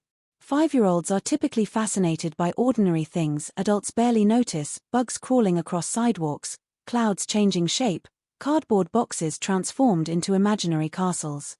Court records understandably focused on legal facts rather than childhood memories, leaving relatively few detailed public descriptions of each child's personality. That absence serves as a reminder that criminal proceedings often preserve evidence while leaving everyday life undocumented. The countless ordinary moments that define childhood, favorite games, bedtime stories, laughter during family meals rarely appear in official records because they are not legally relevant. Paul, 3 years old, remained firmly within those early years when the world is experienced through discovery. Language develops rapidly. Every week brings new words, new questions, and new milestones. At that age, children often move seamlessly between intense curiosity and complete dependence upon the adults caring for them. A scraped knee still sends them running toward familiar arms. Small achievements become major celebrations within the family. Luke, only 2 years old, was still learning the routines that older children begin taking for granted. Toddlers experience life through movement. They explore rooms one careful step at a time, reach toward objects that capture their attention, and slowly develop confidence as they learn how the world responds to their actions. Every day introduces something new. Then there was Mary, just 6 months old. Her life had only recently begun. Infants at that age experience the world almost entirely through relationships. They recognize familiar voices, respond to comforting touch, and depend completely upon the adults responsible for their care. Development occurs with astonishing speed during the first year of life, as babies gradually learn to recognize faces, express emotions, and interact with those around them. Mary had not yet reached many of those milestones. Her future remained entirely unwritten. Looking back from the perspective of history, it is tempting to see these children only through the tragedy that ultimately claimed their lives. Yet doing so overlooks the reality that, for every day leading up to June 2001, they were simply children living ordinary lives. Their mornings likely began much like those of countless other families. Breakfast. Getting dressed. Playing together. Occasional disagreements between siblings. Moments of laughter followed by moments of tears that disappeared almost as quickly as they arrived. Those ordinary experiences are rarely preserved in official documents because they are so common. Yet they form the fabric of childhood itself. Family photographs from before the tragedy reinforce that sense of normalcy. They show smiling children gathered with their parents, celebrating birthdays, posing together outdoors, or simply existing within the everyday rhythms of family life. Like photographs in millions of homes, they captured isolated moments of happiness without revealing the invisible struggles that may have existed beyond the frame. Photographs rarely tell the whole story. They freeze a fraction of a second while leaving everything before and after to imagination.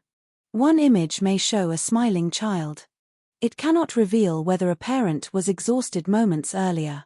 It cannot document private medical appointments, emotional suffering, or psychological illness. This distinction became especially important as the Yates case received national attention. Public discussion understandably focused on Andrea's psychiatric condition and the legal proceedings that followed. Yet many relatives later emphasized that the children should never be forgotten amid debates about mental health or criminal responsibility. Their lives mattered independently of the case itself. The legal system sought to determine Andrea's responsibility under Texas law. Psychiatrists evaluated her mental state. Experts debated diagnoses. Journalists reported each courtroom development. None of those proceedings altered the fact that 5 young lives had ended. The children remained the greatest loss in the entire tragedy. Their deaths profoundly affected grandparents, aunts, uncles, cousins, neighbors, teachers, healthcare professionals, and first responders.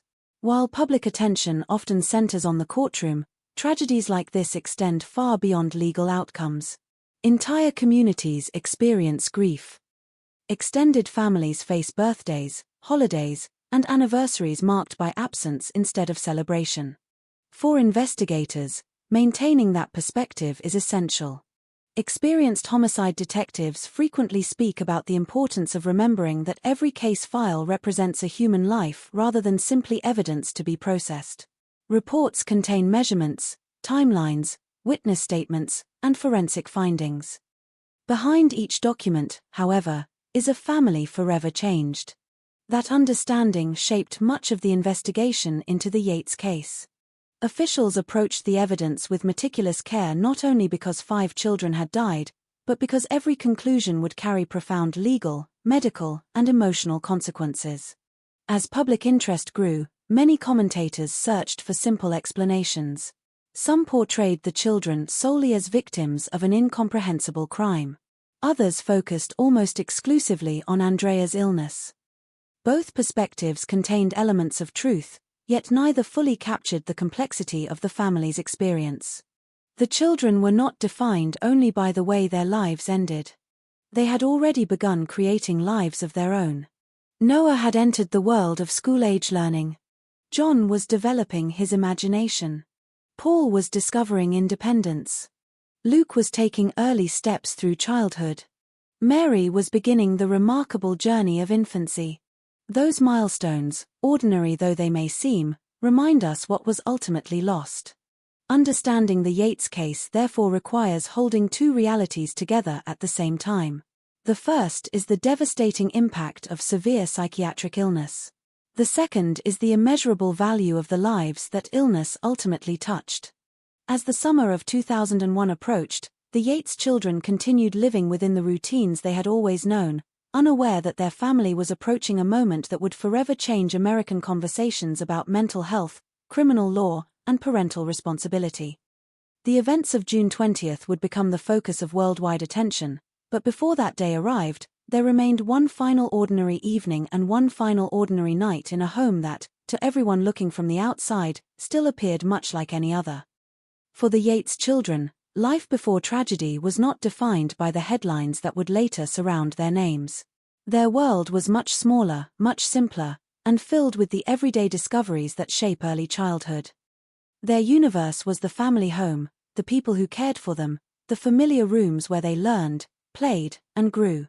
Children rarely understand the struggles of adults around them. They do not see medical records, financial pressures, private conversations, or fears that parents carry silently. To them, home is simply home. It is the place where their favorite toys are kept, where they hear familiar voices, where they expect comfort when they are tired or frightened. That was the world Noah, John, Paul, Luke, and Mary knew. The older children were growing up during a period when many families were beginning to embrace new approaches to education and parenting. Their parents chose to homeschool them, a decision influenced by their beliefs about family life and values. Their days were structured around learning at home, household routines, and time spent together as siblings. Homeschooling created an environment where the children were closely connected to one another. Unlike children who spend much of their day separated from siblings at school, the Yates children experienced much of their childhood together. Their relationships developed through constant interaction, through shared activities, small disagreements, moments of cooperation, and the endless negotiations that naturally happen between brothers and sisters. For Noah, being the oldest meant he was beginning to understand his role within that group. 7-year-old children often begin developing a stronger sense of identity. They start recognizing their own abilities and interests. They begin forming opinions about the world and imagining what they might become in the future. At 7 years old, a child is still very young, yet old enough to have memories that can last a lifetime. A favorite story. A game played with siblings. A family outing. A moment of laughter that seems insignificant at the time but becomes precious years later. John was at a different stage of development. 5-year-olds often live between imagination and reality, creating entire worlds from simple objects around them. A blanket can become a tent. A backyard can become an unexplored landscape.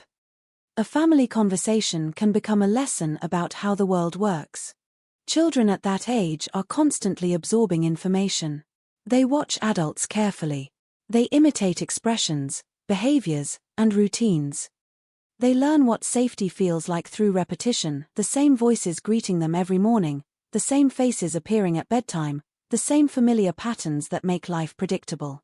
Paul and Luke were younger, still experiencing childhood primarily through movement and exploration. Their days were filled with discovering boundaries, testing independence, and learning through interaction. A toddler's world is built from small moments, reaching for something on a table, learning a new word, discovering a new ability. These moments pass quickly, often unnoticed by adults because they happen so naturally. A child takes a first step, learns a new phrase, laughs at something unexpected, falls asleep after a long day of playing. To parents, these moments may seem ordinary. Years later, they become the memories people would give anything to experience again. Mary, the youngest, had only entered the world a few months earlier. She represented the newest chapter in the Yates family's story. At 6 months old, she was at the beginning of a life filled with possibilities that would never be realized. She had not yet reached the stage where childhood memories could form. Her connection to the world existed through the most basic human experiences, recognizing familiar voices, responding to touch, and experiencing comfort from those who cared for her. Her entire future was ahead of her. That is perhaps the most difficult part of remembering the Yates children. Their lives were not complete stories. They were beginnings. They had not chosen careers. They had not formed lifelong friendships. They had not discovered passions or talents. They had not experienced the countless ordinary moments that eventually create an adult life. Their stories ended before they had the opportunity to become anything beyond children. In the years following the tragedy, discussions surrounding the case often became dominated by questions about Andrea Yates herself. Those questions were important. The legal system had to determine responsibility. Medical professionals had to examine the impact of severe mental illness. Society had to consider how to respond to similar situations in the future. But every conversation about diagnosis and law existed because 5 children were gone. Their absence remained the central reality. For extended family members, grief was not limited to the day of the tragedy. Loss continued through every future moment that would never happen. Birthdays that would not be celebrated. School milestones that would never arrive. Conversations that would never take place. Grief often lives in imagined futures. People mourn not only what happened but what should have happened. A child who should have grown older. A teenager who should have graduated. An adult who should have built a life of their own. Families often carry these invisible versions of the future alongside their memories of the past. The Yates children also became part of a much larger national conversation. Their deaths forced Americans to confront difficult questions about postpartum mental illness, medical responsibility, and the limits of the criminal justice system. Their names appeared in discussions among doctors, attorneys, researchers, and lawmakers. Yet behind every debate was the same human reality. They were children. They were brothers and a baby sister. They belonged to a family. They had names, personalities, and a place in the world. Remembering victims in cases like this requires more than repeating the circumstances of their deaths. It requires recognizing the lives that existed before tragedy interrupted them. The story of the Yates family cannot begin with the crime scene. It must begin with the children themselves. Because before June 20, 2001 became a date associated with tragedy, it was simply another day in the lives of 5 young people who deserved the chance to grow up. And as investigators would later reconstruct the events of that morning, one of the most difficult tasks would be separating the unimaginable act from the human beings who were forever changed by it. The next chapter of this story moves toward that morning, the moment when an ordinary household routine was transformed into a tragedy that would challenge everything people believed about motherhood, mental illness, and responsibility. The tragedy of the Yates family is often remembered through the question of how such an unimaginable event could happen. It is a question that has followed the case since the first reports appeared and continues to surround every discussion of what occurred. But before asking how a tragedy happened, it is important to remember what was lost. 5 children lost the opportunity to experience the ordinary passage of life. The ordinary moments are often the ones people underestimate. A child losing a first tooth. A first day of school. A favorite childhood memory retold years later. A graduation photograph. A conversation between an adult child and an aging parent. These moments are not dramatic. They rarely make headlines. Yet they are the foundation of a human life. For Noah, John, Paul, Luke, and Mary, those moments existed only as possibilities. They were futures that never arrived. This is one of the most painful aspects of any tragedy involving children. Adults often grieve not only the person they knew, but the person that person was becoming. They mourn the invisible future, the years that should have followed, the experiences that should have happened, and the memories that should have been created. The Yates children represented 5 separate futures, each beginning in a different stage of development. Noah was approaching an age when childhood begins to expand beyond the immediate family. School, friendships, interests, and personal identity become increasingly important.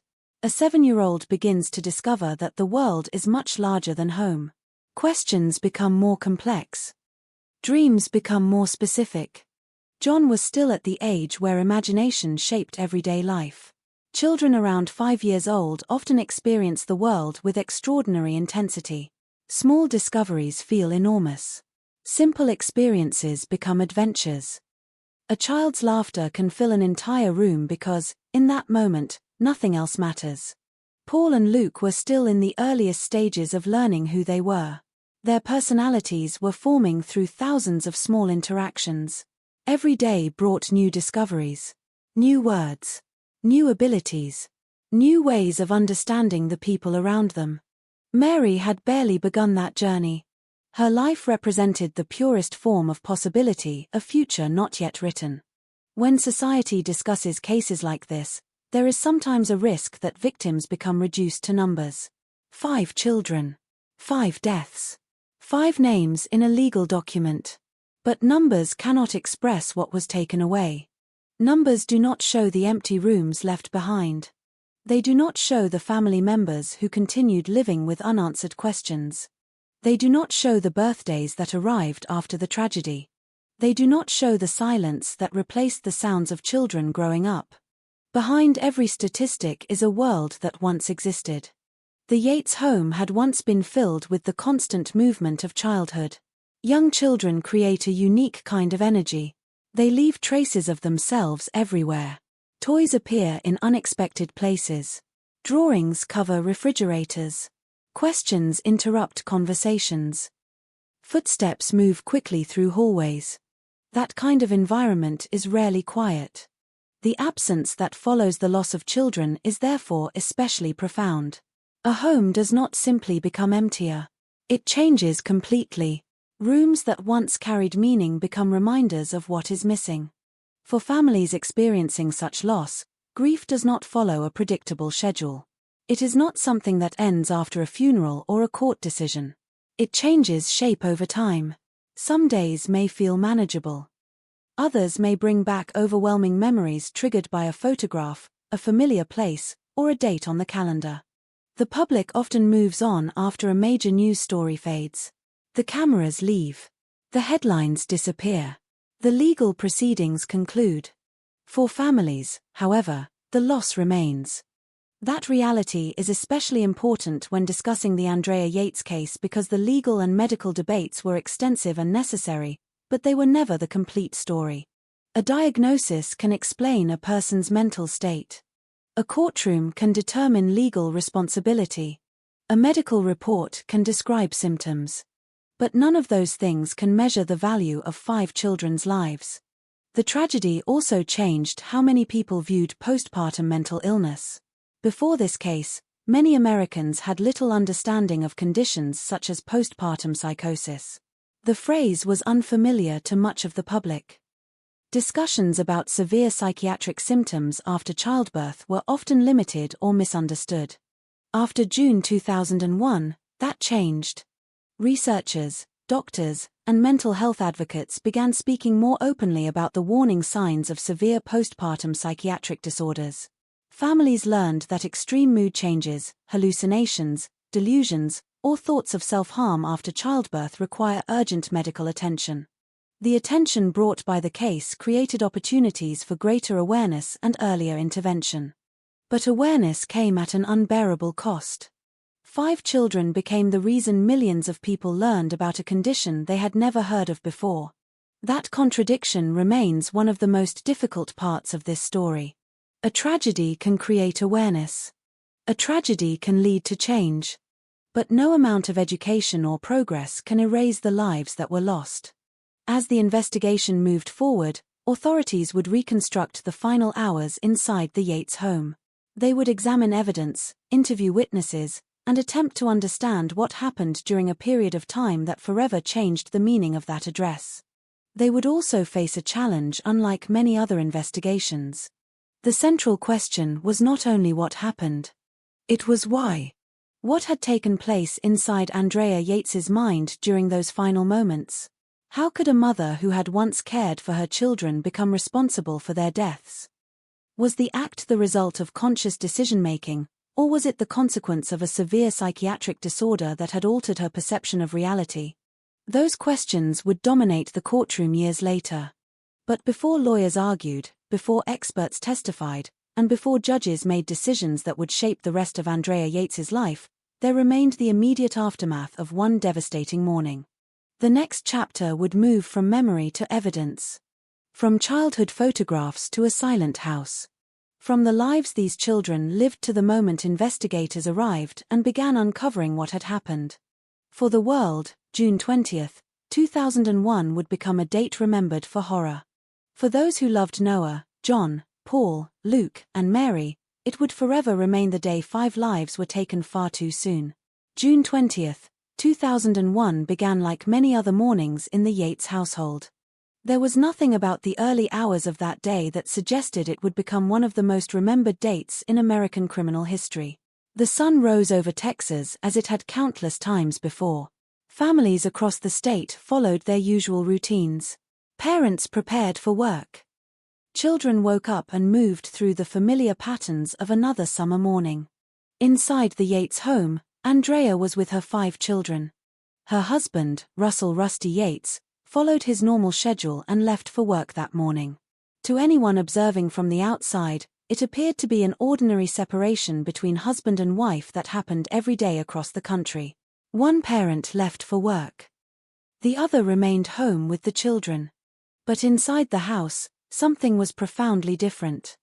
Andrea's mental state had deteriorated significantly in the months leading up to that morning.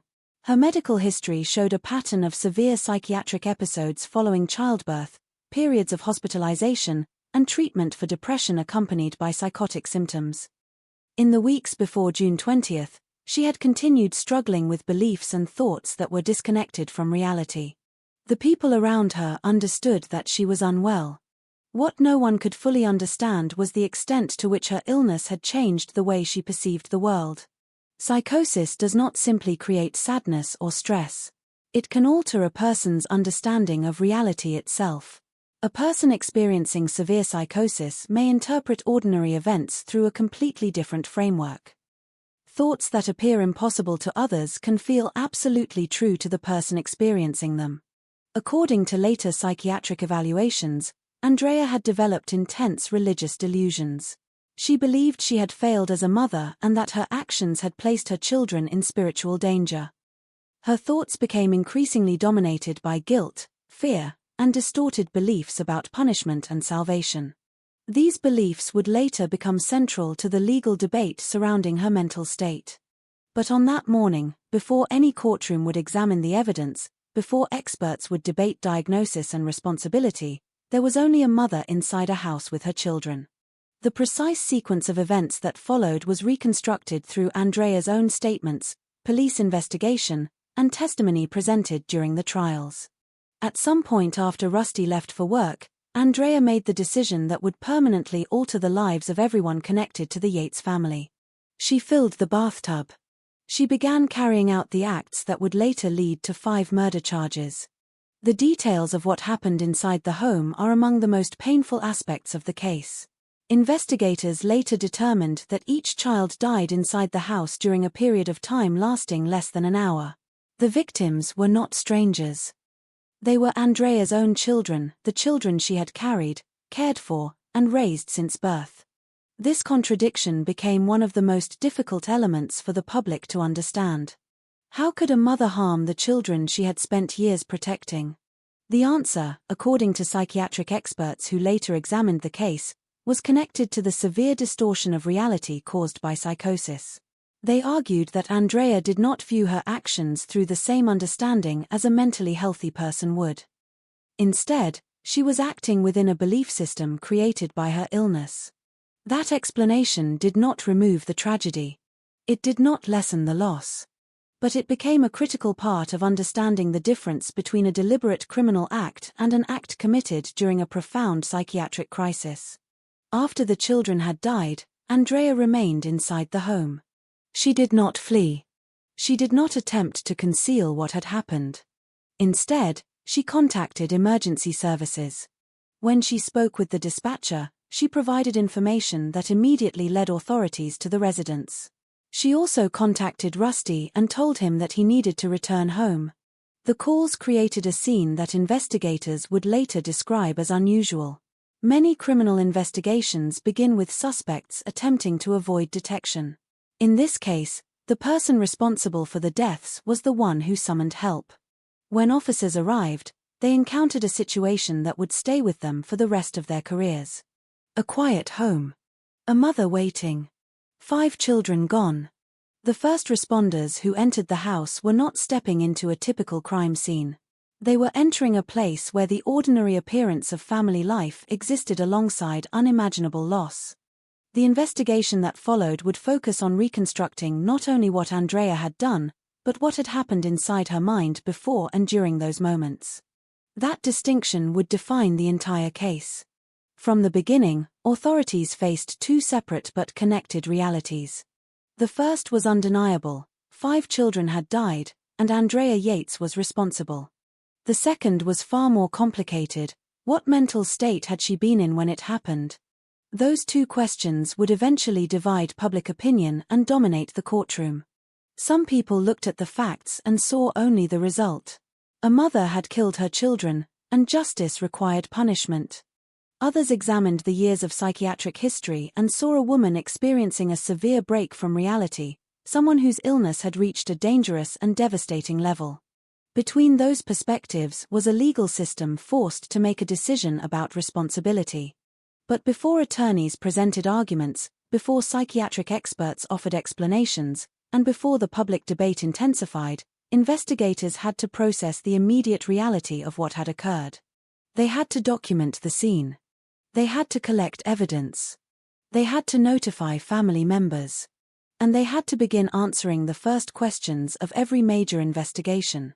What happened? How did it happen? And could anyone have seen it coming? The hours immediately following the discovery inside the Yates home were filled with questions that seemed impossible to answer. For investigators, the first responsibility was not to understand every psychological detail or explain how such an event could occur. Their immediate task was to preserve the scene, document what had happened, and establish a factual timeline. Before anyone could debate motives or mental state, they needed to understand the sequence of events that had unfolded inside the home. The residence itself became the center of an investigation unlike any many officers had encountered before. A home is usually associated with safety. It is where families retreat from the outside world. It is where children sleep, play, and learn the earliest lessons about trust. For investigators entering the Yates house, the emotional weight of the location was impossible to ignore. The scene did not resemble the chaotic aftermath of a violent confrontation between strangers. There was no evidence of an intruder forcing entry. No indication that an unknown person had entered the home and created danger from outside. Instead, the investigation quickly revealed a far more painful reality. The person responsible was someone the children knew completely. Their mother. That fact changed the nature of the investigation from the beginning. Detectives were not searching for a hidden attacker who had escaped into the neighborhood. They were attempting to understand an event that occurred within the most intimate environment possible, the family home. Andrea remained at the residence after contacting authorities. Her behavior became one of the first details investigators examined carefully. She was cooperative. She answered questions. She did not attempt to deny involvement. For detectives, this created a complicated situation. A confession does not automatically explain motive. It does not reveal what a person was thinking. It does not answer whether an individual understood the consequences of their actions at the time they occurred. Those questions would require a much deeper examination. During initial interviews, Andrea spoke about what had happened and offered explanations that immediately suggested investigators were dealing with something beyond a conventional homicide case. Her statements referenced religious themes and beliefs that her children had been in danger spiritually. To many people hearing those statements for the first time, they were difficult to comprehend. How could someone believe that harming their own children was an act of protection? This question became one of the central challenges in understanding the case. Psychiatric experts later explained that individuals experiencing psychosis can develop delusions so powerful that they fundamentally alter their perception of reality. These beliefs are not simply opinions or unusual interpretations. They can become fixed convictions that feel unquestionably true to the person experiencing them. In Andrea's case, experts testified that her thinking had become dominated by severe guilt and religious delusions. She believed she had failed her children and that she was responsible for preventing what she perceived as a greater spiritual danger. From outside that distorted reality, her actions appeared incomprehensible. Within the framework created by her illness, experts argued, they represented something she believed was necessary. This distinction would become one of the most debated issues throughout the legal proceedings. As detectives continued their work, another important aspect of the case became clear. This tragedy did not begin that morning. The investigation uncovered a long history of psychiatric treatment. Andrea had not been an individual with no previous signs of distress. Medical records showed repeated struggles with severe depression, suicide attempts, psychiatric hospitalization, and symptoms that had become increasingly serious following childbirth. For investigators and prosecutors, that history would become important evidence. For defense attorneys and psychiatric experts, it would become the foundation of their argument that Andrea's actions were connected to a severe mental disorder. The same facts would later be interpreted in two very different ways. One side would argue that Andrea's psychiatric history demonstrated she knew she was capable of harming herself or others and should have received greater intervention. The other side would argue that the history demonstrated the progression of a devastating illness that ultimately overwhelmed her ability to understand reality. Both arguments would eventually be presented before a jury. But in the days immediately following the tragedy, the focus remained on the immediate human impact. News of the deaths spread rapidly throughout the community. Residents struggled to process what had happened. A quiet neighborhood suddenly became the location of a national story. People who had lived ordinary lives near the Yates family found themselves surrounded by reporters, cameras, and questions. How could this happen here? How could a family that appeared ordinary become connected to such a devastating event? These reactions were not unusual. Communities often struggle when tragedy occurs in familiar places because it challenges the assumption that danger always comes from somewhere obvious. The Yates case forced many people to confront a different reality. Sometimes the warning signs are hidden within medical struggles that are not visible to neighbors or even to those closest to the person suffering. As investigators continued gathering information, attention began turning toward the weeks and months before June 20th. They examined medical records. They interviewed family members.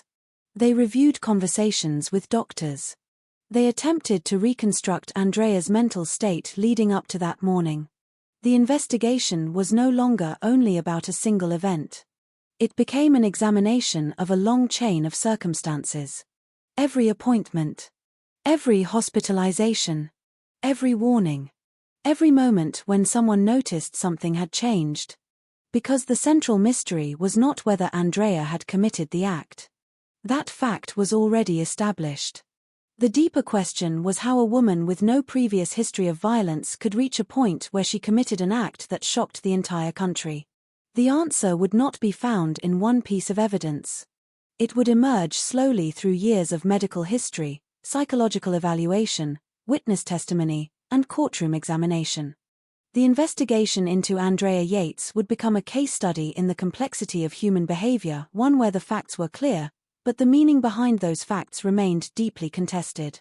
And as the public searched for explanations, investigators continued assembling the timeline of a family tragedy that had begun long before the morning when emergency responders arrived at the Yates home. In the days after June 20, 2001, the world began trying to understand an event that seemed to challenge every familiar idea about family, motherhood, and human behavior. The facts of the case were devastatingly clear. 5 children were dead. Their mother had caused their deaths. Yet the questions surrounding those facts were far more complicated than the headlines suggested. Investigators soon realized that understanding what happened inside the Yates home required looking beyond the final moments. The tragedy could not be separated from the years that came before it. The morning of June 20 was not an isolated event appearing without warning. It was the final point in a long and painful history involving severe mental illness, repeated medical intervention, and a gradual deterioration that many people would later examine in search of missed opportunities. For detectives, reconstructing that timeline became one of the most important parts of the investigation. They began with the simplest questions. Who was Andrea Yates before this happened? What had changed? When did those changes begin? And had anyone understood how serious the situation had become? The answers revealed a portrait that was far more complicated than the image many people first saw on television.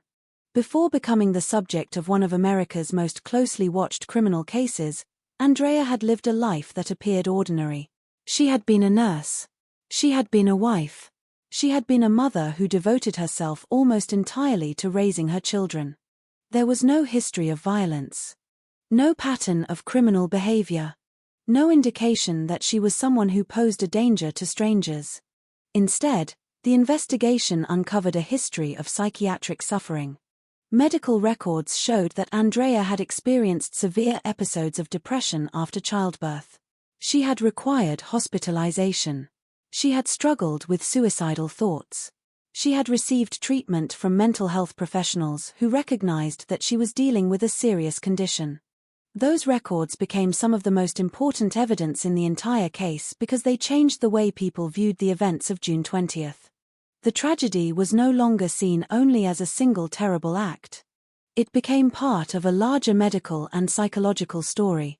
As investigators interviewed people close to Andrea, they learned about the periods when she appeared to improve and the periods when her condition worsened. They heard descriptions of a woman who could seem calm and functional at one moment, then deeply troubled and disconnected from reality at another. That inconsistency created a difficult challenge. Mental illness is often misunderstood because people expect it to follow a visible pattern. They imagine that someone who is seriously ill will appear obviously different at all times. But many psychiatric conditions do not work that way. A person may have moments of clarity. They may communicate normally. They may complete everyday tasks. They may even appear to be recovering.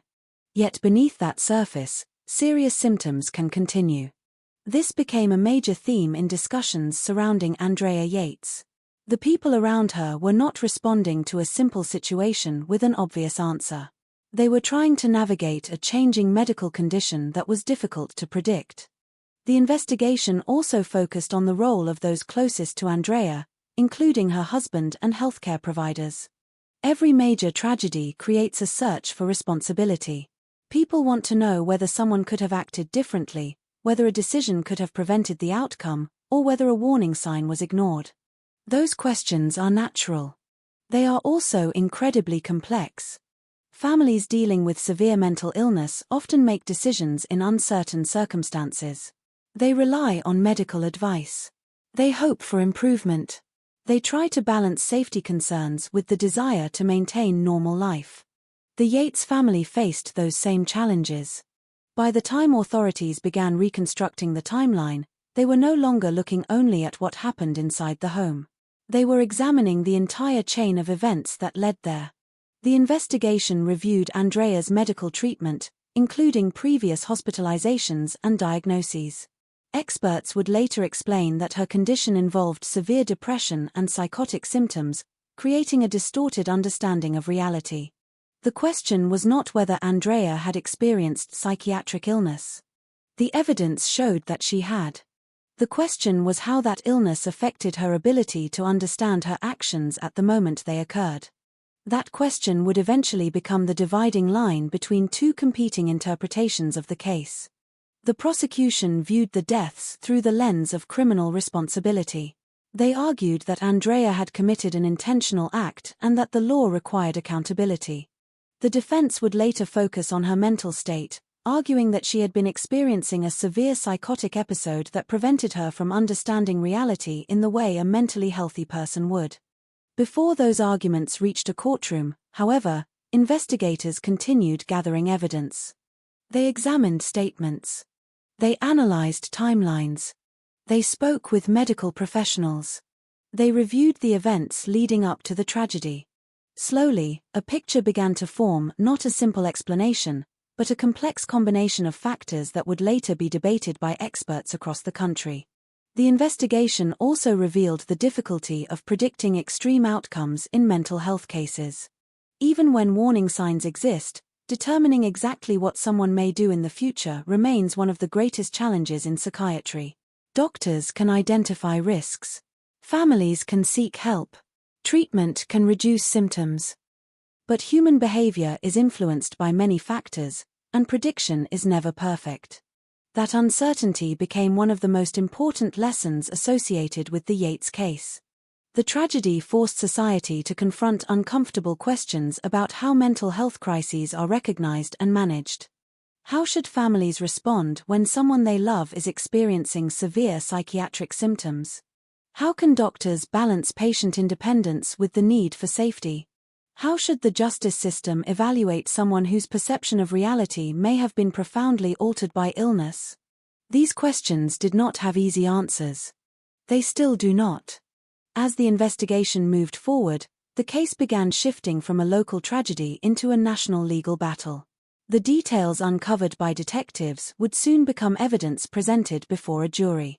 Psychiatrists would examine Andrea's condition. Attorneys would debate responsibility. The public would follow every development. But beneath every argument remained the same painful reality.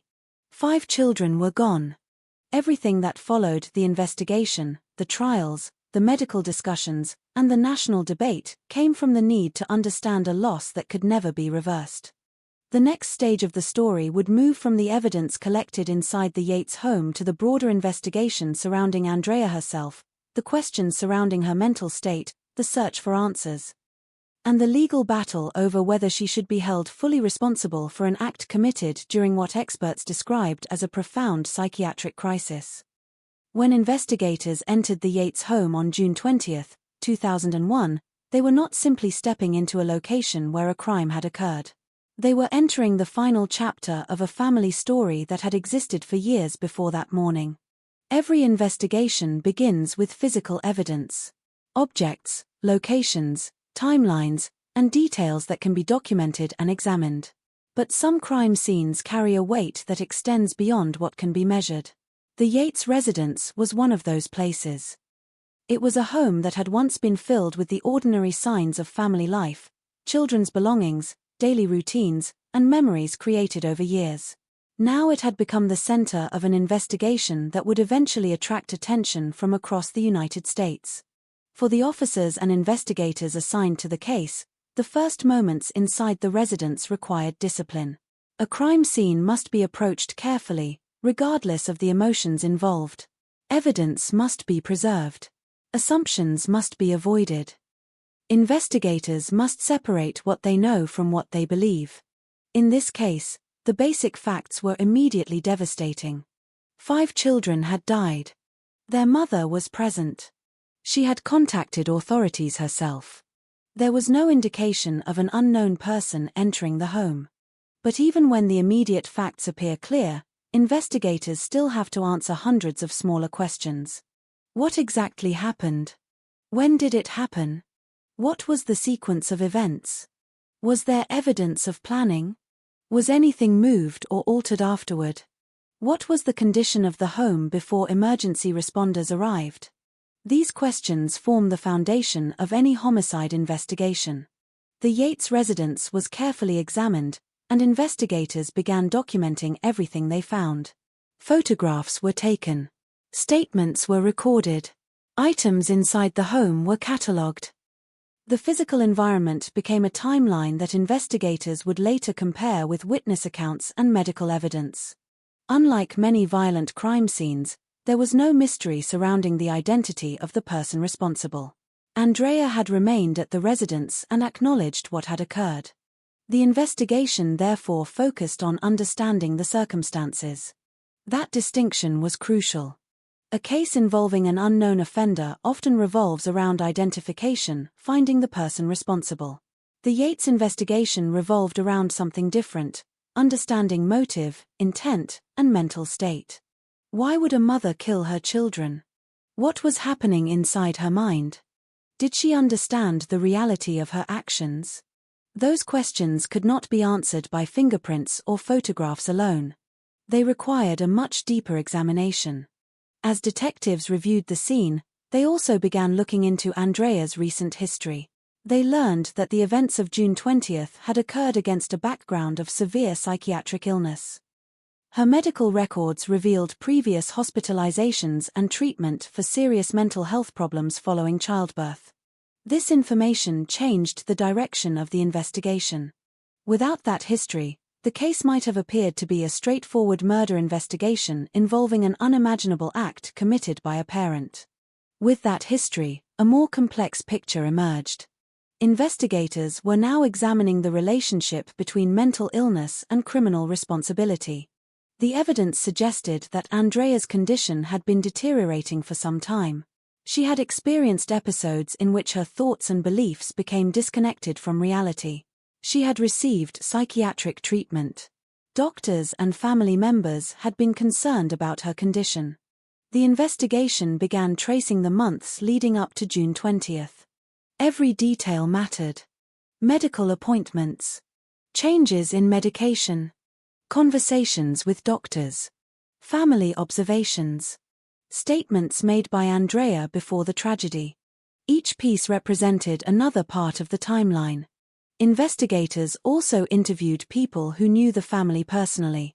Neighbors, relatives, and medical professionals provided different perspectives. Some described Andrea as a devoted mother who loved her children. Others described the seriousness of her mental health struggles. Together, those accounts painted a picture of a woman whose life contained both care and suffering. That complexity would later become one of the defining features of the case. The public often wants a crime story to have clear categories: a victim, a villain, a simple explanation. The Yates case resisted those categories. The victims were clear. 5 children had lost their lives. But understanding Andrea required examining circumstances that were far less straightforward.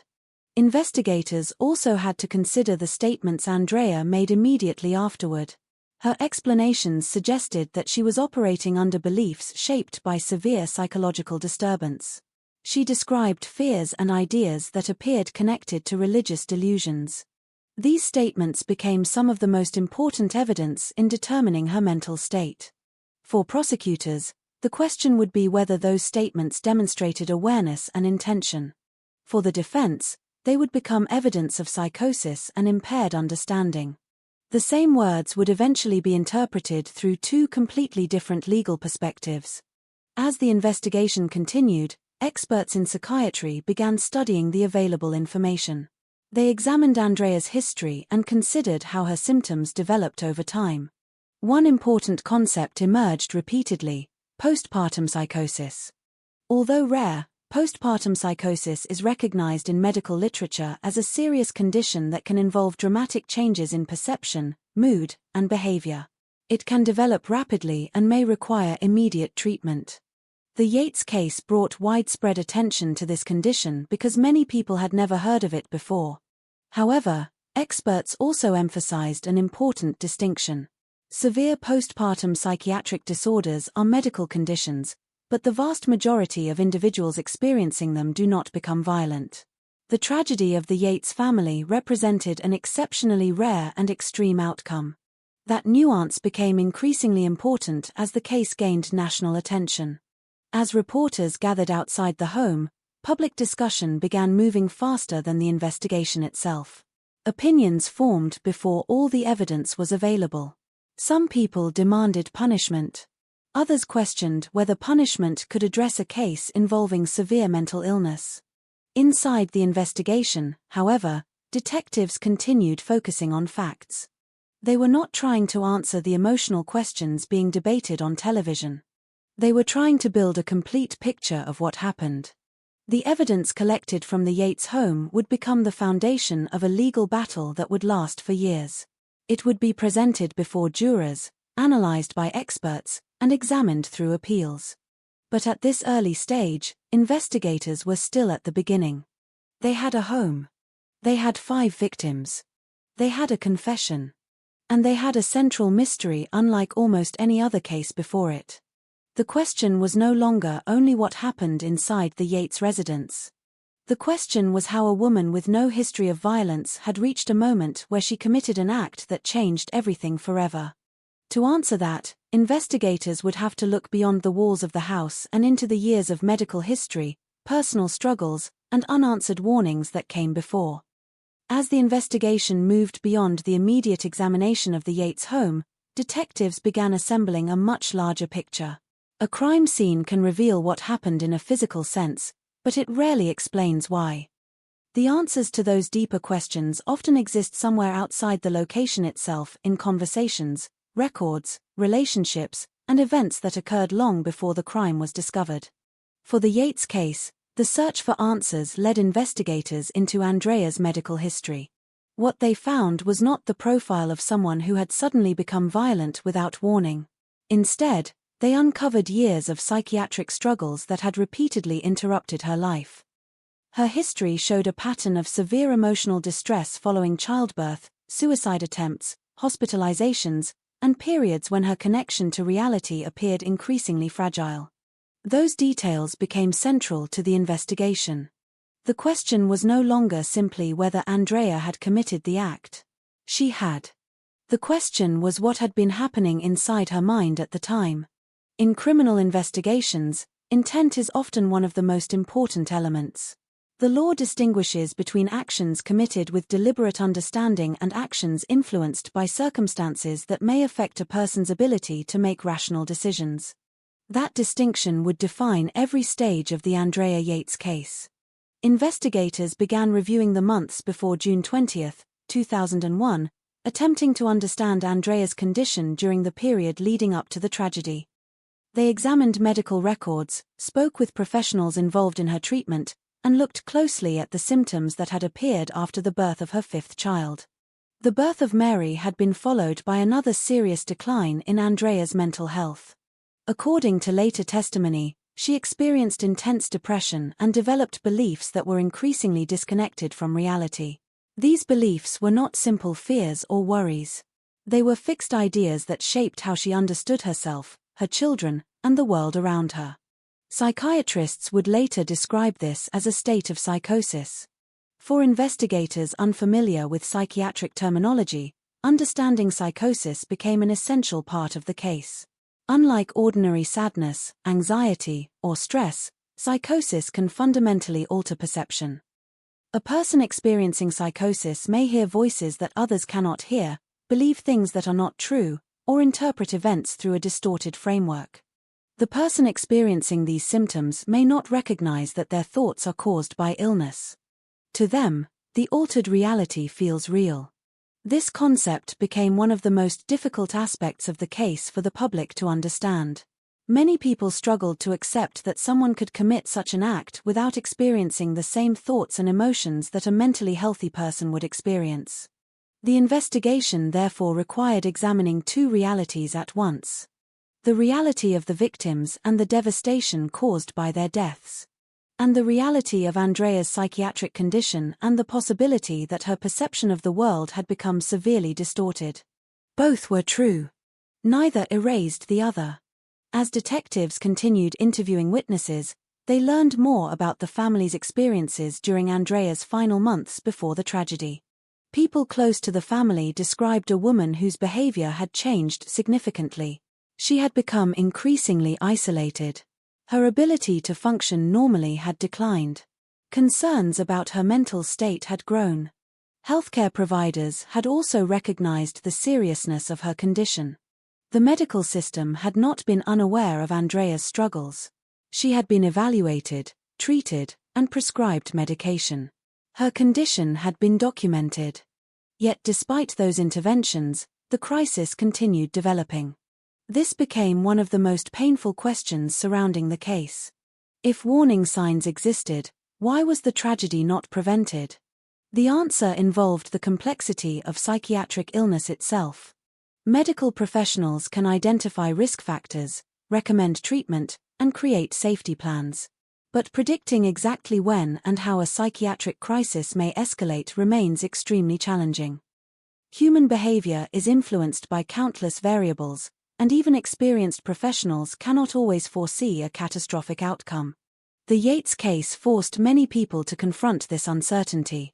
It also led to broader discussions about the support available for families dealing with severe mental illness. Many advocates argued that the case demonstrated the need for better education, improved postpartum mental health screening, and stronger systems of care for individuals experiencing psychiatric emergencies. While those discussions developed nationally, investigators continued focusing on the specific facts of this case. They reviewed Andrea's statements after the deaths. They examined her interactions with emergency responders. They considered her behavior during interviews. Every detail contributed to understanding her state of mind. One significant aspect was the absence of behavior commonly associated with attempts to avoid responsibility. Andrea had contacted authorities herself. She had remained at the residence. She had not attempted to create a false explanation or blame someone else. For some observers, this behavior suggested acceptance of responsibility. For psychiatric experts, it raised another possibility that Andrea's understanding of what had happened was profoundly different from the understanding of those around her. This difference in interpretation would eventually become the heart of the courtroom battle. The investigation also examined Andrea's religious beliefs and how they had changed during her illness. Religion had always been an important part of the Yates family's life, but according to psychiatric evaluations, those beliefs became increasingly distorted during Andrea's psychotic episodes. Experts later explained that psychosis often incorporates elements from a person's existing worldview. For someone with strong religious beliefs, delusions may take religious themes. The illness does not create an entirely new identity. Instead, it can twist familiar ideas into frightening and irrational conclusions. In Andrea's case, prosecutors and defense attorneys would later disagree about what those beliefs meant legally. Did they show that she had a specific motive? Did they show planning? Or did they demonstrate that she was acting under the influence of a severe mental disorder? The investigation could gather evidence, but the legal system would eventually have to decide how that evidence should be interpreted. As weeks passed, the Yates case became more than a homicide investigation. It became a national conversation about the boundaries between illness and accountability. News reports introduced the public to terms like postpartum psychosis. Medical experts appeared on television explaining conditions that had previously received little attention.